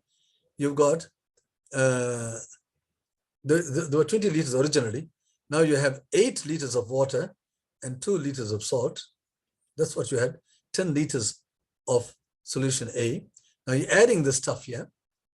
So you're going to add 20, you're going to add some part of this, right? But you are taking X liters of this.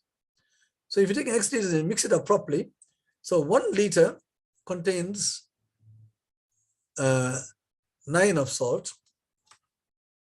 I'm sorry, 20 liters contain 9 of salt. So 1 liter will contain 9 over 20th of salt, and X liters will be 9X over 20. Let me just write this thing down. So you got 20 liters. It's got 9 salt. Now I want to get X. I'm sorry, X liters. How many salt? Right? If you want, you can say, well, it must be X over 20 times 9. The fast people will do that. The other people will say, well, X liters contain how much of salt? So you see 1 liter. We already know 1 liter has got 9/20th salt. So therefore X liters will be 9X over 20. So that is how you got the X liters has got so much of salt, and the X liters have got so much of water. It will be 11X over 20. So this is your new situation, and you want this concentration to be 30%. Now, what does that mean? The total amount of salt you've got here, which is 9X over 20, let's add that salt there. Right? Where is the salt? The salt is here. So the total amount of salt is 9X over 20 plus 2. The concentration of that will be that divided by how much do you have here altogether? You've got 30, because you've got 10 liters of this. No. You got 30 plus X, 10 plus X, sorry. You got 2 plus 8 is 10. And when you add this, you're adding X new quantities. So your original 10 is now becomes 10 plus X. So this will be your new ratio, the concentration of salt. But if you want that to be 30%, you must translate that into a fraction. 30% is 3 over 10. And then you now have your equation. You have your equation, because this is the total amount of salt over the total amount of liquid in this, and that new concentration is 30%, and you can solve for X. Okay, I'm not going to do that there. And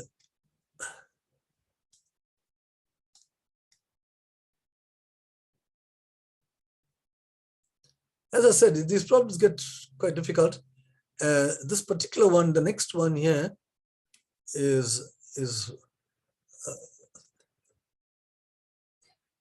very difficult actually. So I'm just going to skip that. But what I'm going to do is show it to you on the screen.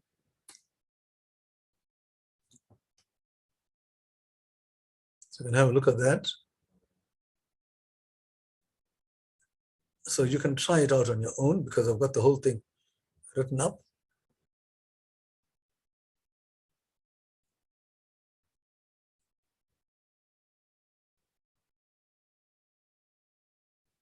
Or maybe what I have to do is to give you the full solution. Okay, I will. Oh, there it is. There it is. So if you keep going on, you can see it's very complicated. And the geometric sequences come up in this problem. So I've got this thing all exposed. So when you get the recording, you can pause it here and think about what's written and read it and try to see whether you can understand it. That's problem number 23. Problem number 24.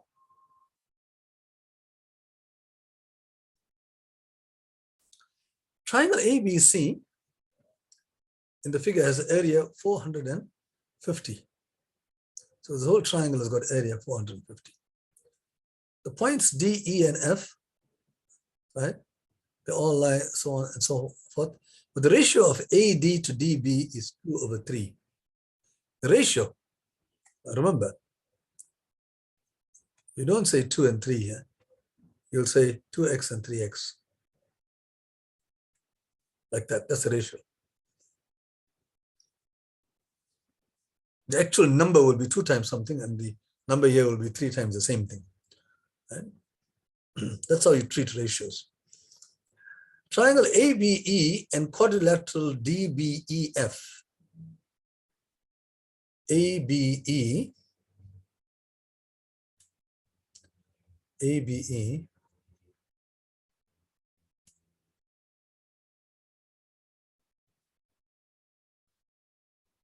I'm just going to shade this triangle so you keep track of it. That's triangle ABE. And quadrilateral DBEF. So you got DBEF.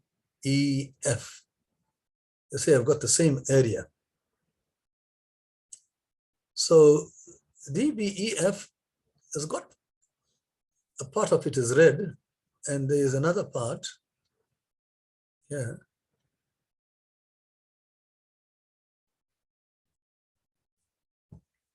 Like that. So they got the same area. If you think about this, you'll see that the red part and here, the DBF is the blue plus this red piece, this quadrilateral here. So actually, you got these are crossed here like this. So the blue and the red are the same, which means that I can remove this quadrilateral out from both of them. And this triangle will have to have the same area. Because this triangle plus this quadrilateral has got the same area as this triangle plus the same quadrilateral. So if you remove this quadrilateral from those two, you'll get that these two triangles have got the same area. Now that's very interesting because it means you got two triangles that have got the same area. So what does that mean? If you look carefully, you'll see those two triangles actually have got a common base. But first, I'm going to erase this part here. So those two have got the same area. And these two triangles, well, they don't really have the same base. Let me see. I can put, if I join these two have the same area. The red and the blue are the same. But you can add to both those areas this little triangle, which is green. So you can say blue plus green is equal to red plus green. And now you've got two triangles. This triangle here, that triangle, I've got the same area, but they also got the same base. I've created a base, a common base for those two triangles. Now, if you got two triangles, have got the same base, and they got the same area, the conclusion is that they must have the same height, because the formula for the area of a triangle is half base times height. So it means that this triangle has got the same height as this other triangle. What does that mean? Now let's just see. I'll draw a height.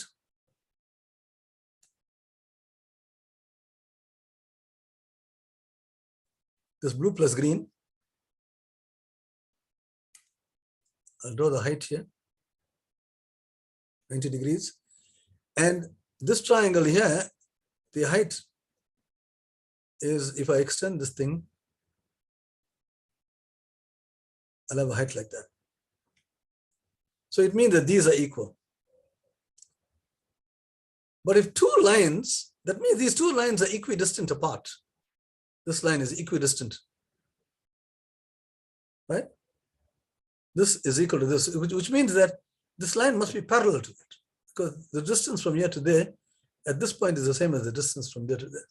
So these two lines are parallel.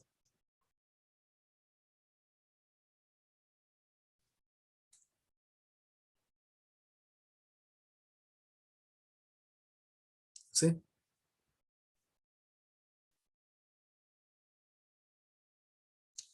And now the mean proportion thing comes through. Because if this is 2x and this is 3x, and you got these two lines are parallel, right? Those who are, actually it's common sense. If I got a triangle, and I got a line which is parallel, then they must divide these two in the same proportion. If I got 2 and 3 here, then I'll have 4 and 6 here, or 6 and 9, or whatever, right? On this side, because it's a theorem in geometry, but they got the same ratio. So if this is 3x and this is 2x, this one here will also be 3y maybe.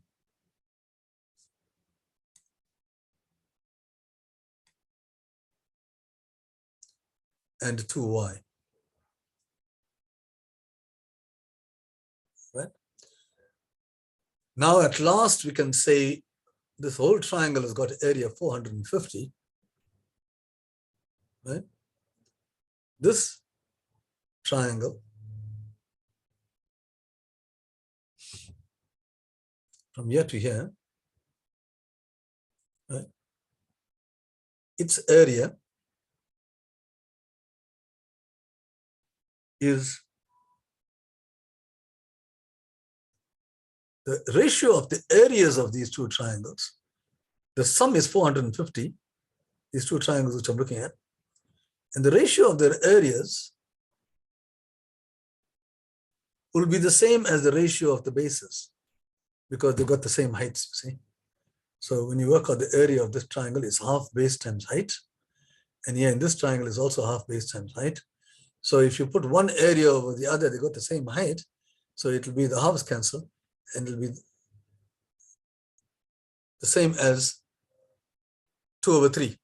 So triangle ABE, that's the area that we're looking for. Triangle ABE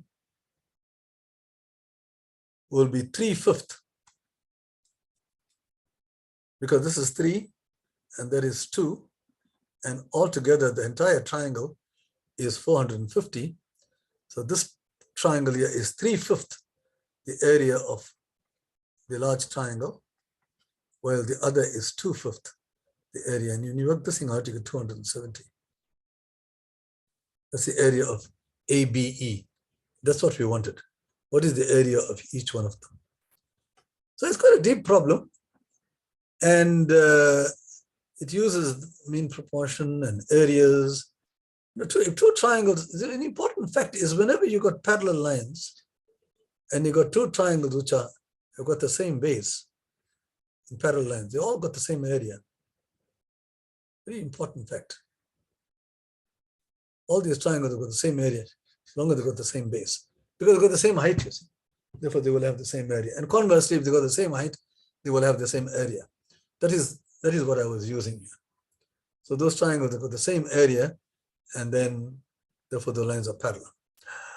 All right, so that's almost there, and I just want to see what I've got here.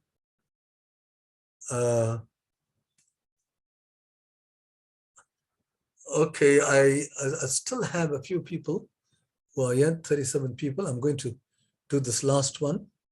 Determine, so you got, if n factorial is 1 times 2 all the way up to n, determine the largest positive integer n such that 1005 factorial is divisible by 10 to the power of n. You know, one of the most difficult things in all these problems is to understand the question. Okay, so it takes a while. So just have a look at it, draw it piecemeal. You're looking at 1005 factorial. So let's just see what is the meaning of that. Now, it's n factorial is, well, we've seen this before. I'd rather put them starting from 1. 1 multiplied by 2, all these are being multiplied. 3, I'll rather put down. Times 4, times 5, all the way up to 1005. This is a very, very large product. That's 1005 factorial. Now the question is, determine the largest positive integer such that it is divisible by 10 to the power of n. So you want this thing, you want 10 to the power of n to go exactly into this monster. Right. For it to go exactly into that monster, 10 to the power of n, if you break it up, you got 2 to the n times 5 to the n. Right. So if you want 10 to the n to go exactly into this, it means that 5 to the power of n goes exactly into this. Right? Now, so what is n? If 5 to the n goes, well, you can say 5 itself goes exactly into this. 1005 goes into this. But what is the largest possible n? The question is the largest.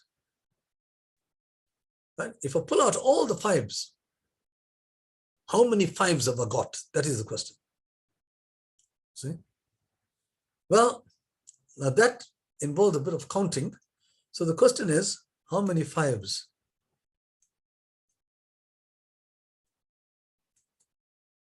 Are there?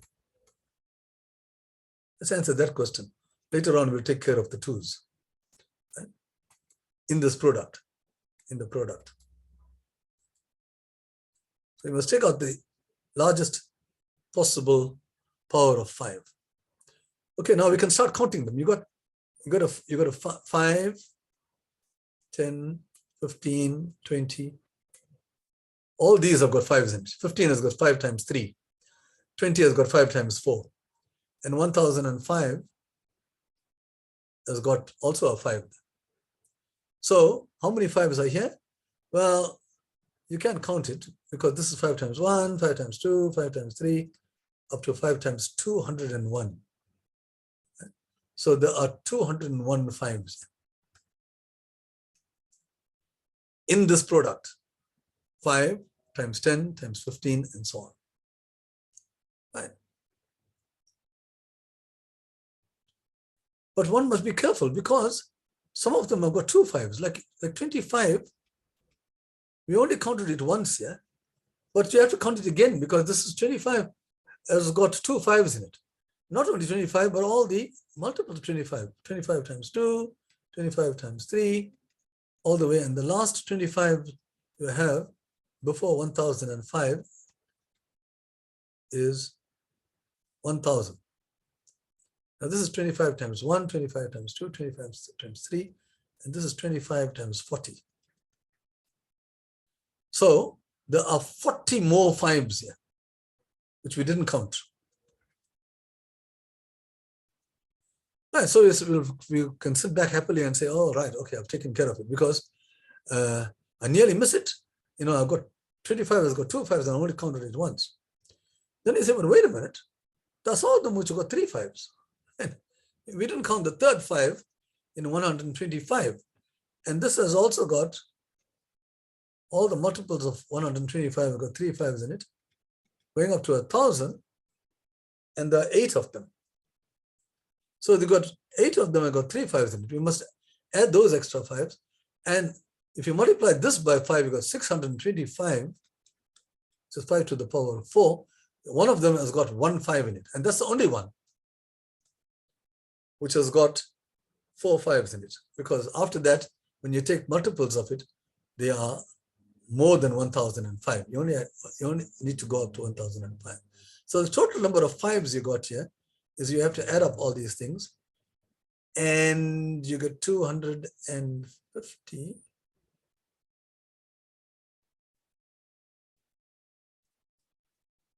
There are 250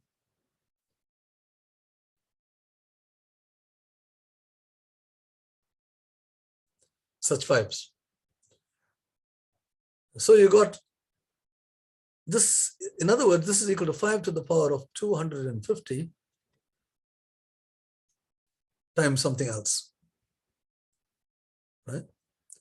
Now we need at least 250 n's to get 10 to the power of 250. Right?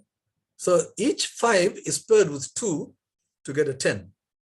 So to get a 10 is 10 times 10 times 10 times 10, n times, and these 255s, right? If you pair them up with 252s, then you will get 10 to the power of 250. And obviously, you can't get anything more than that, because you only got 255s. Okay. Right. Now the question is, are there 252s here? Yeah, definitely, because there are lots more 2s than 5s. If you got 255s, you got many more 2s, right? So you got at least 250 2s. So therefore, your n is 250. I remember when I did this thing, I thought I had the answer 249 for some reason. I can't understand why. Now, maybe I didn't count it properly. Okay, so that takes care of problem number 25, guys. Thank you very much, because we've taken another 17 minutes of your time, and we've just finished 2021 paper. And you can see that some of those problems were quite difficult. Some I didn't do, the only one I think I didn't do fully, and that will take a long time. So you have all the information now. I'm going to send you the recording of this, and you can go through this. Now there is also the 2020 paper, which we didn't do at all. So we don't have time for that. This is the last session that we did, and in those 4 sessions we covered only 75 problems, because 3 times 25. But I think that should be quite sufficient. 75 problems is quite a lot, and they had various types, all kinds of different kinds of situations. So in problem solving, guys, is you have to, the best thing to do is, you can't prepare for an Olympiad. You can't prepare for an Olympiad by saying, let me do this, and you'll have a question which is similar to that. Not like your metric paper. Right? Your metric papers and your school papers are really, if I may say so, very wishy-washy. because you sort of remember some things and then you just reproduce it, at the final exam. Here, you can't do that. You have to think on each one of them, think on your own 2 feet, and try to figure out a method of solving the problem.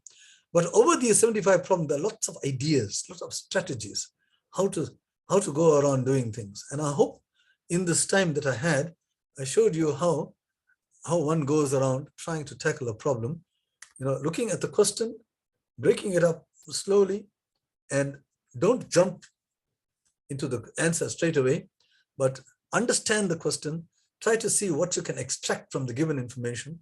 And in many cases, you have to work towards equations, right? And if you can get to equations, then you can solve. In geometry, again, some of the ideas that we've had are similar triangles, which have got the sides are in the same proportion.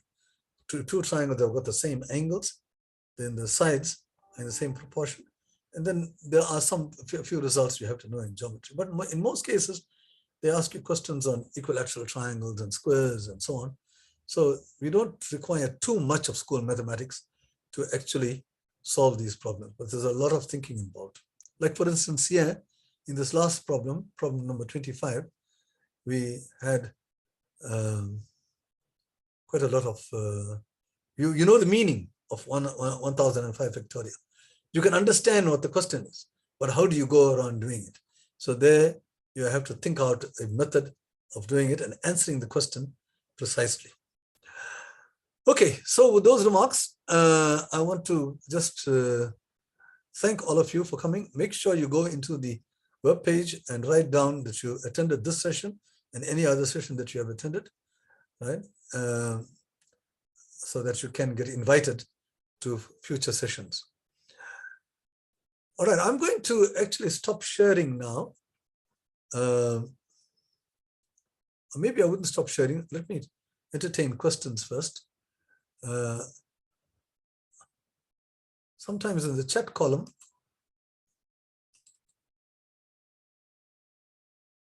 okay, well, somebody had, all right, there are no questions in the chat column. There are some comments. Somebody thanked me very much, said much appreciated. So let me just see who that person is. Okay, Matthew, or Aisha, right, okay. My pleasure. And Matthew also. Okay, Matthew says something. Thank you for everything that you have done for us, Prof. It was an honor and privilege to listen to your helpful lectures. I wish you a pleasant evening. All right, thank you very much for that, Mr. Hatting. I appreciate those good remarks. All right, hopefully we will talk again when you go into our higher levels and we do other kinds of problems. So we might meet again, some of you. All right, so if you have any questions, you can remain behind and I'm going to now answer them.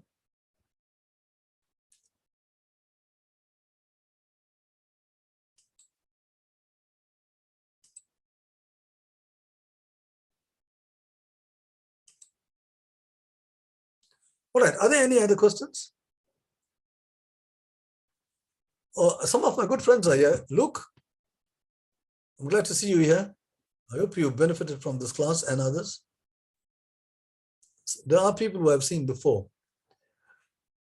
Are there any questions?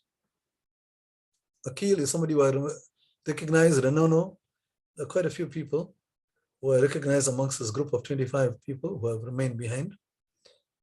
All right, from Peter. Peter says, okay, Sutirtha, I will have a lovely evening.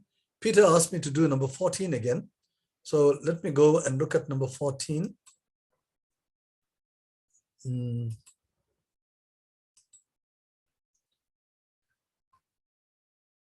Peter, put your mic on so I can see which one you were referring to.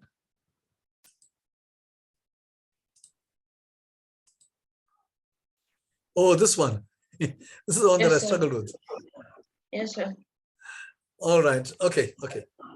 The answer is so easy, but the information that is given, it's given in such a way that it's very hard to get the answers. All right. Let me do this again. I struggled with this myself because I forgot how to do it.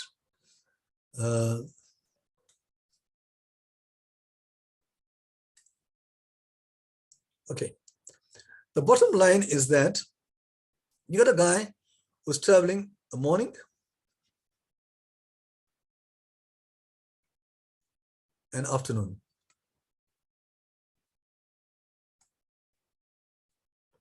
Right. Travels in the morning and in the afternoon. And he takes either a bus or a train in the morning, takes either a bus or a train in the afternoon.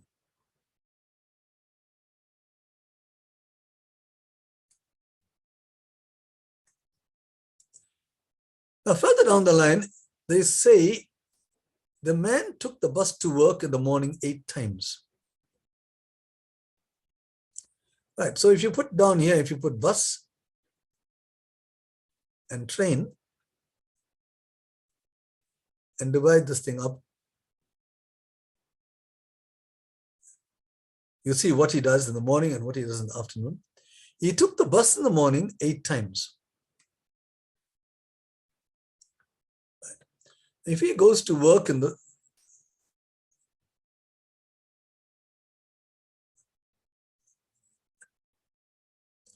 and he came back by bus in the afternoon 15 times.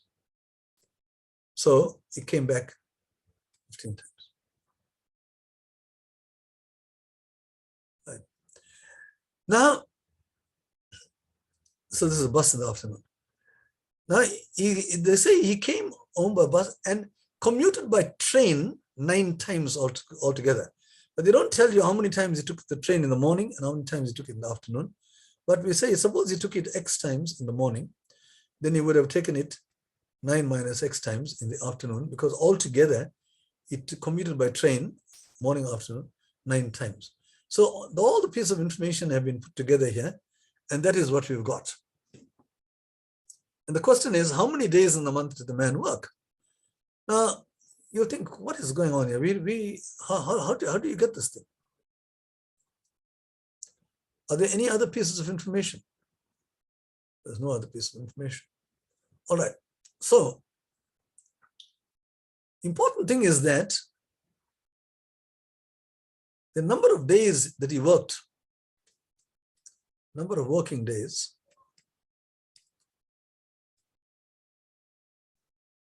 each day he makes 2 trips.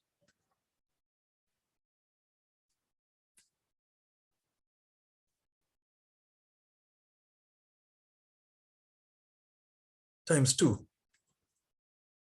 Each day he makes 2 trips. So the number of working days times 2 gives you the total number of trips.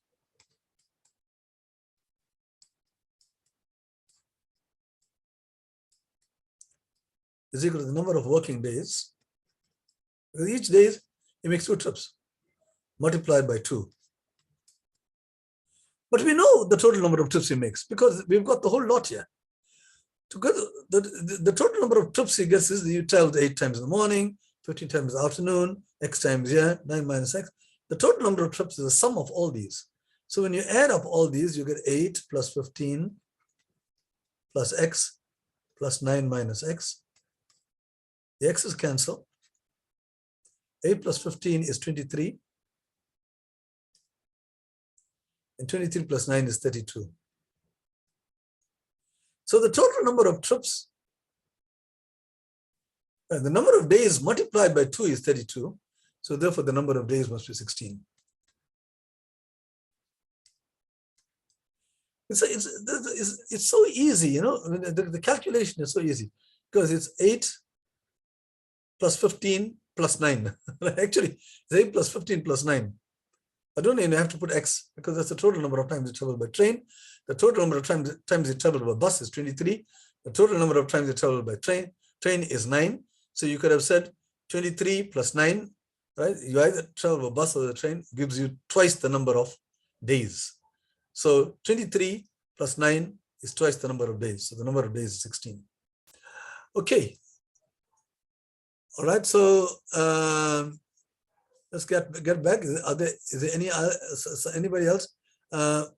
Sorry, who asked that question?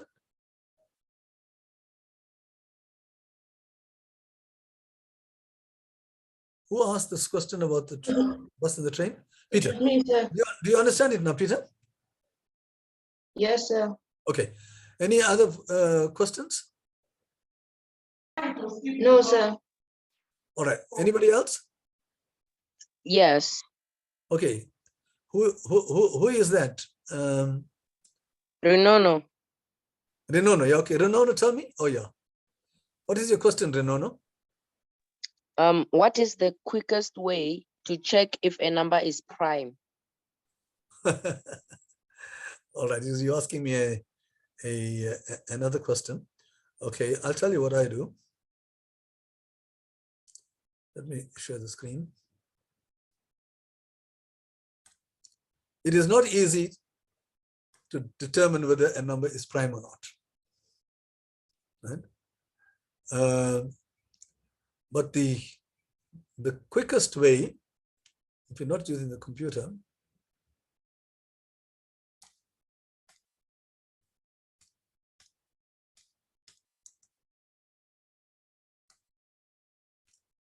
oh, all right. So suppose I want to check that 1081, is that a prime number? Right? I know, because I know my numbers, I know that is 23 times 47. Right. Now the way to get to that is you try all the primes from the beginning. You test only the primes to see whether a prime number goes into this. Take all the prime numbers, 2, 3, 5, 7, 11, 13, 17, 19, 23, and so on. And you check to see whether these numbers go exactly into this. But now the question is, how far do you go? You will only go up to the square root of the number. Approximate square root, right? 1081 is, if you check it out, 1024 is 32 times 32. So you only go up to maybe 32 or maybe 33. So you test all the primes less than 33. Right? If none of those primes go into this number, then you can conclude that this is a prime number. Otherwise, you factorized it. So in this case here, when you come up to 23, you will see you come up to 23 times 47. All right. So that is how you test it. This is one of my favorite pastimes. I can take any number. If you give me a number like 2,157, I can tell you that's 3 times 719, and I know that 719 is the prime, because in my long years, I have a fairly good idea of what the prime numbers are. So I can factorize a lot of numbers into prime factors quickly, but it's not easy to do it. It's not easy to factorize, because you have to go right up to the square root of the number. If you got a large number, like if you got 997,312 or something like that, right? You have to go to almost 1,000, because 1,000 times 1,000 gives you 1,000,000. So you have to go all the primes up to 1,000, and you have to know what the primes are and try them before you eventually come to this. So 312 is not a nice number, maybe 317 or something like that. But usually, but 3, there are quite a lot of multiples of 3, so you can get to that. You can eliminate very quickly. Then once you divide by 3, then you can work out the other factors, because the other factor is smaller and you can try it out again. Okay, are there any other questions? I don't know to ask me a general question, but you wanted to know maybe about 2021. I told you 337 is a prime number. So there you only have to go up to the square root. The square root of 337, 18 times 18 is 324. So you only have to go up, or you only have to try these numbers here to see which of those numbers go into this, right? If none of those numbers go into this, it's a prime number. And it's very easy to eliminate quite a few, 7, and you just might have to try out by long division the others. Are there any other questions?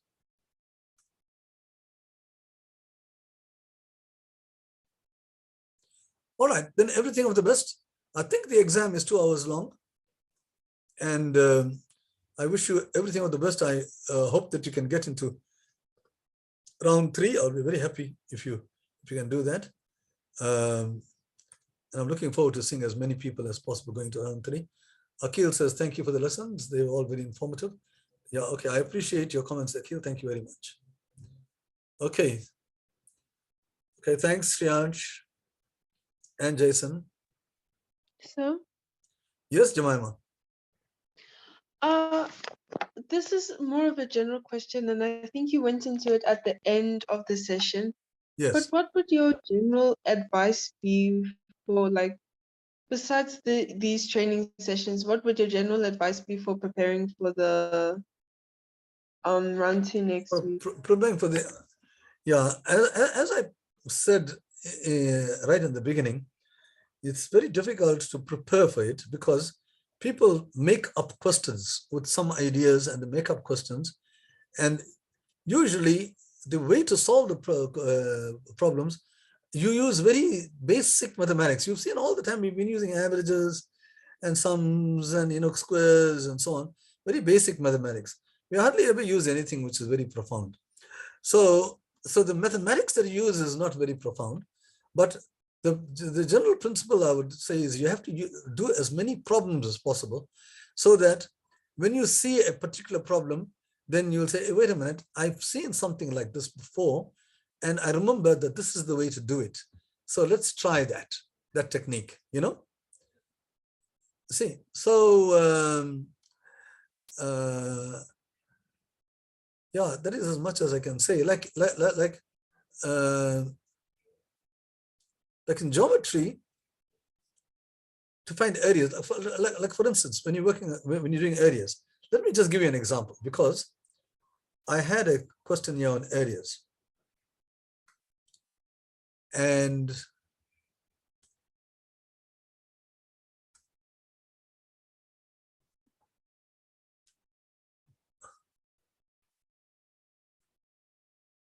I think it was this one here.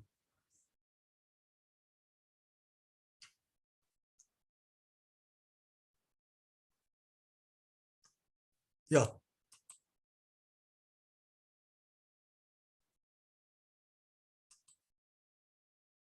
Can you see this? Question 12. Yes, sir. This is question 12 of problem of the 2020 paper, which we didn't do. Right? And I struggled a lot with this thing here, but eventually, you see, this is the problem. You've got a square. Each side of the square is divided into 3 equal parts, as is shown in the figure.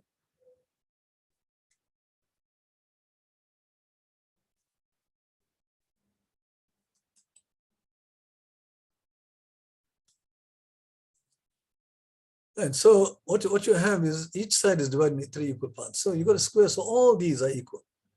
All these are equal all around here, right? And then you draw this line going up to this first point, then you join this point here to that point, and so on and so forth, to create a new diagram.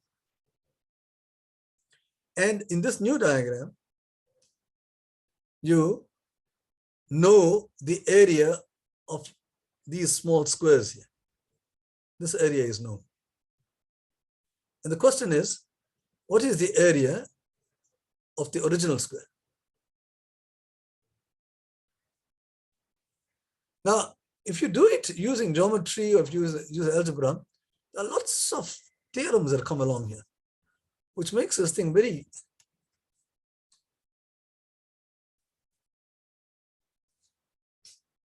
complicated. Like, okay, let me do it. So this is, if you want to use algebra for this, and you say, well, I know the area of this square is 9. All right. So let me see whether I can get an equation. Right. I can call this, I need to find the side here. of this with an unknown, right? So I can say the square of that equals 9, and then I will know what that unknown is. So I tell myself, let me give a name to the smallest side in the picture. And I said, let's call this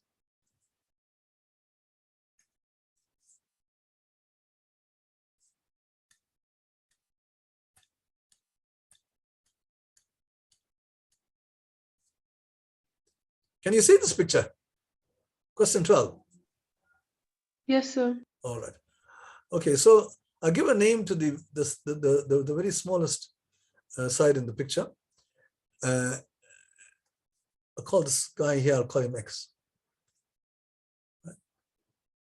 Now, a theorem of geometry kicks in and this becomes 2x. The reason for that is these are equal. This is parallel. And therefore, the midpoint theorem says that this is x, this is 2x. But in any case, all these are equal here, and these are parallel lines. So this will be 3x, intuitively. But there are theorems in geometry which tell you why these are x and 2x and 3x. In fact, it is not even given that these lines are parallel. How do I know they are parallel? Again, there is a theorem in geometry which says that this whole figure here is a parallelogram. The reason being that this is equal to that. Opposite sides are equal. It's a square, so all these 9 sides are equal, and they are parallel. Therefore, this figure is a parallelogram. Therefore, the other pair is parallel. So there are a lot of theorems like this. It becomes very complicated. So all these lines are parallel. And then how do you know that this is a square? That's another question you can ask. How do I know that this is a square? We just join some points. See? And again, to know why is it a square? If you look at this angle here, right? And you look at this big triangle here, this angle here is one of the angles in the big triangle, which is 3 by 1, a right angle triangle. And here also you got a 3 by 1 right angle triangle. So those two triangles are congruent. This triangle here, 3 and 1 on the sides, congruent. So if that angle is a dot, this angle is a dot. Right? But I know that this angle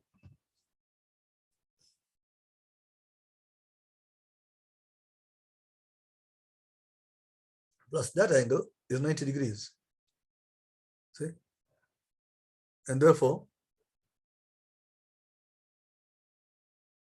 this angle here is 90 degrees. So now you've got a parallelogram with all the sides equal to 90 degrees. And like this now, you can eventually get to, like, now this is 3x, so this is 3x. Right? But the same reasoning, because now you got a parallelogram. Now, so if this is 3x, so now you have, this is a square, and this square here has got the same area as that. So you have 9x squared. That's the area of the square, is given as 9.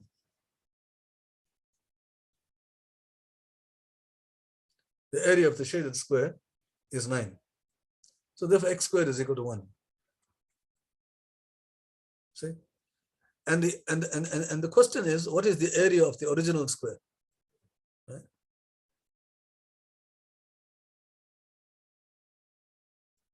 And the area of the original square is this squared. And this is 3x here. Like that. And again, you get this is 3x. So the area of the original square is this squared. And that's using the Pythagoras' theorem, you can get the answer. Now, that is the problem. It took such a long time. But then I noticed the following. It took me a long time to notice the following. And I got the answer so quickly. And now, whenever I see this problem, I will always use this new method. I'm going to show you just now what it was. I told myself, look here, why don't I cut out pieces of this original square and fix it into this to create a larger square? Now watch.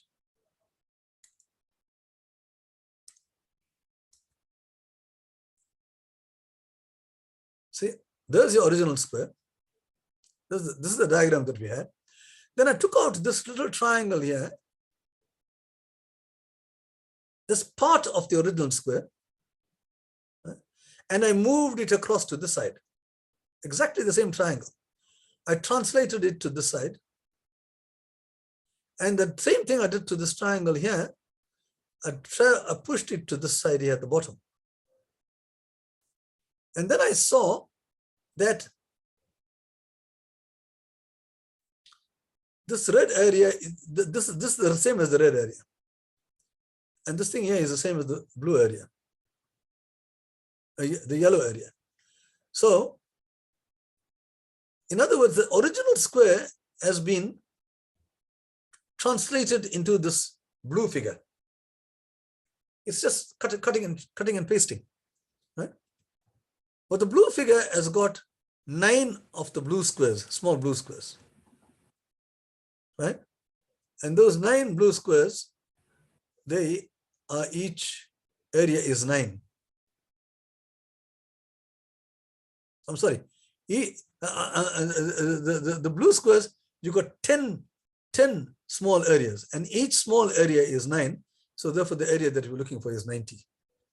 By cutting and pasting, without doing any x's and 2x's and all that nonsense, I suddenly got a picture where I got 10 squares, which are exactly equal to 9. But, you know, in future, whenever I see problems like this, I'll cut and paste and see what I can do. So hopefully you have learned something from that exercise. Right? Like that now, each time you have a strategy, you will try something, you know. And the distance time problems, you've seen the way I've done it, you know. A lot of it is involving proportion. You'll never see, you haven't seen me using, you know, velocity and time and v and t and all those unknowns, right? And you can do, if you use algebra, you can solve those problems, but it becomes much more complicated. But you could use simple ideas to solve these problems. That is why they become problem solving and ingenuity. So very often in distance time problems, there are problems just involving ratios, you know, and when you use that, the solutions become very easy. So when you do all these problems, you will see that you learn certain ideas, and those ideas you can apply it in other problems, and there's a good chance that quite a few of the ideas that you've done in the 75 problems will occur in other mathematics papers, because we've done you know, quite a wide variety of types of examples. Does that help, Jemima? Yes, sir, it does. Thank you. Okay, no problem. Okay, are there any other questions, even general questions?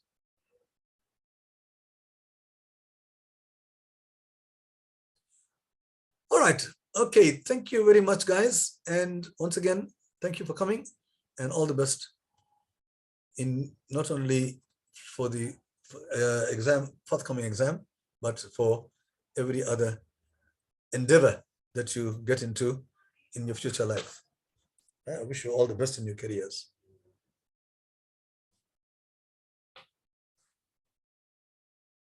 Okay, Jason presents grade 10. Oh, you're a grade 10 student. Oh, okay. Sometimes I might have spoken above your head, Jason, but forgive me for that, because they do ask questions which are beyond grade 10.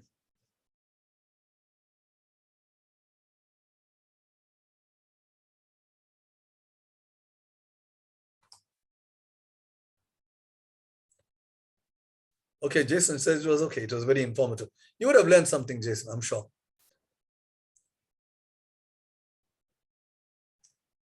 Okay, Matthew. Bye.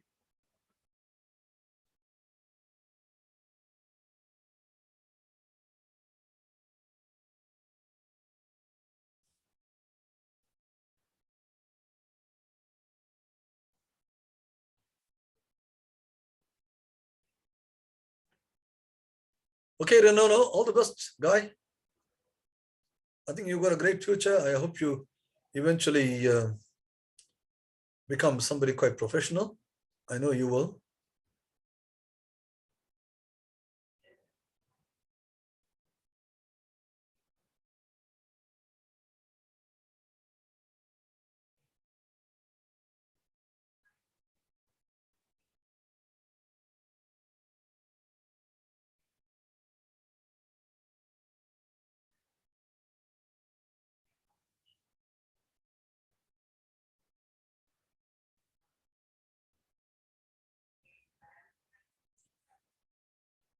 Okay, bye, Jemima. My pleasure, Jemima.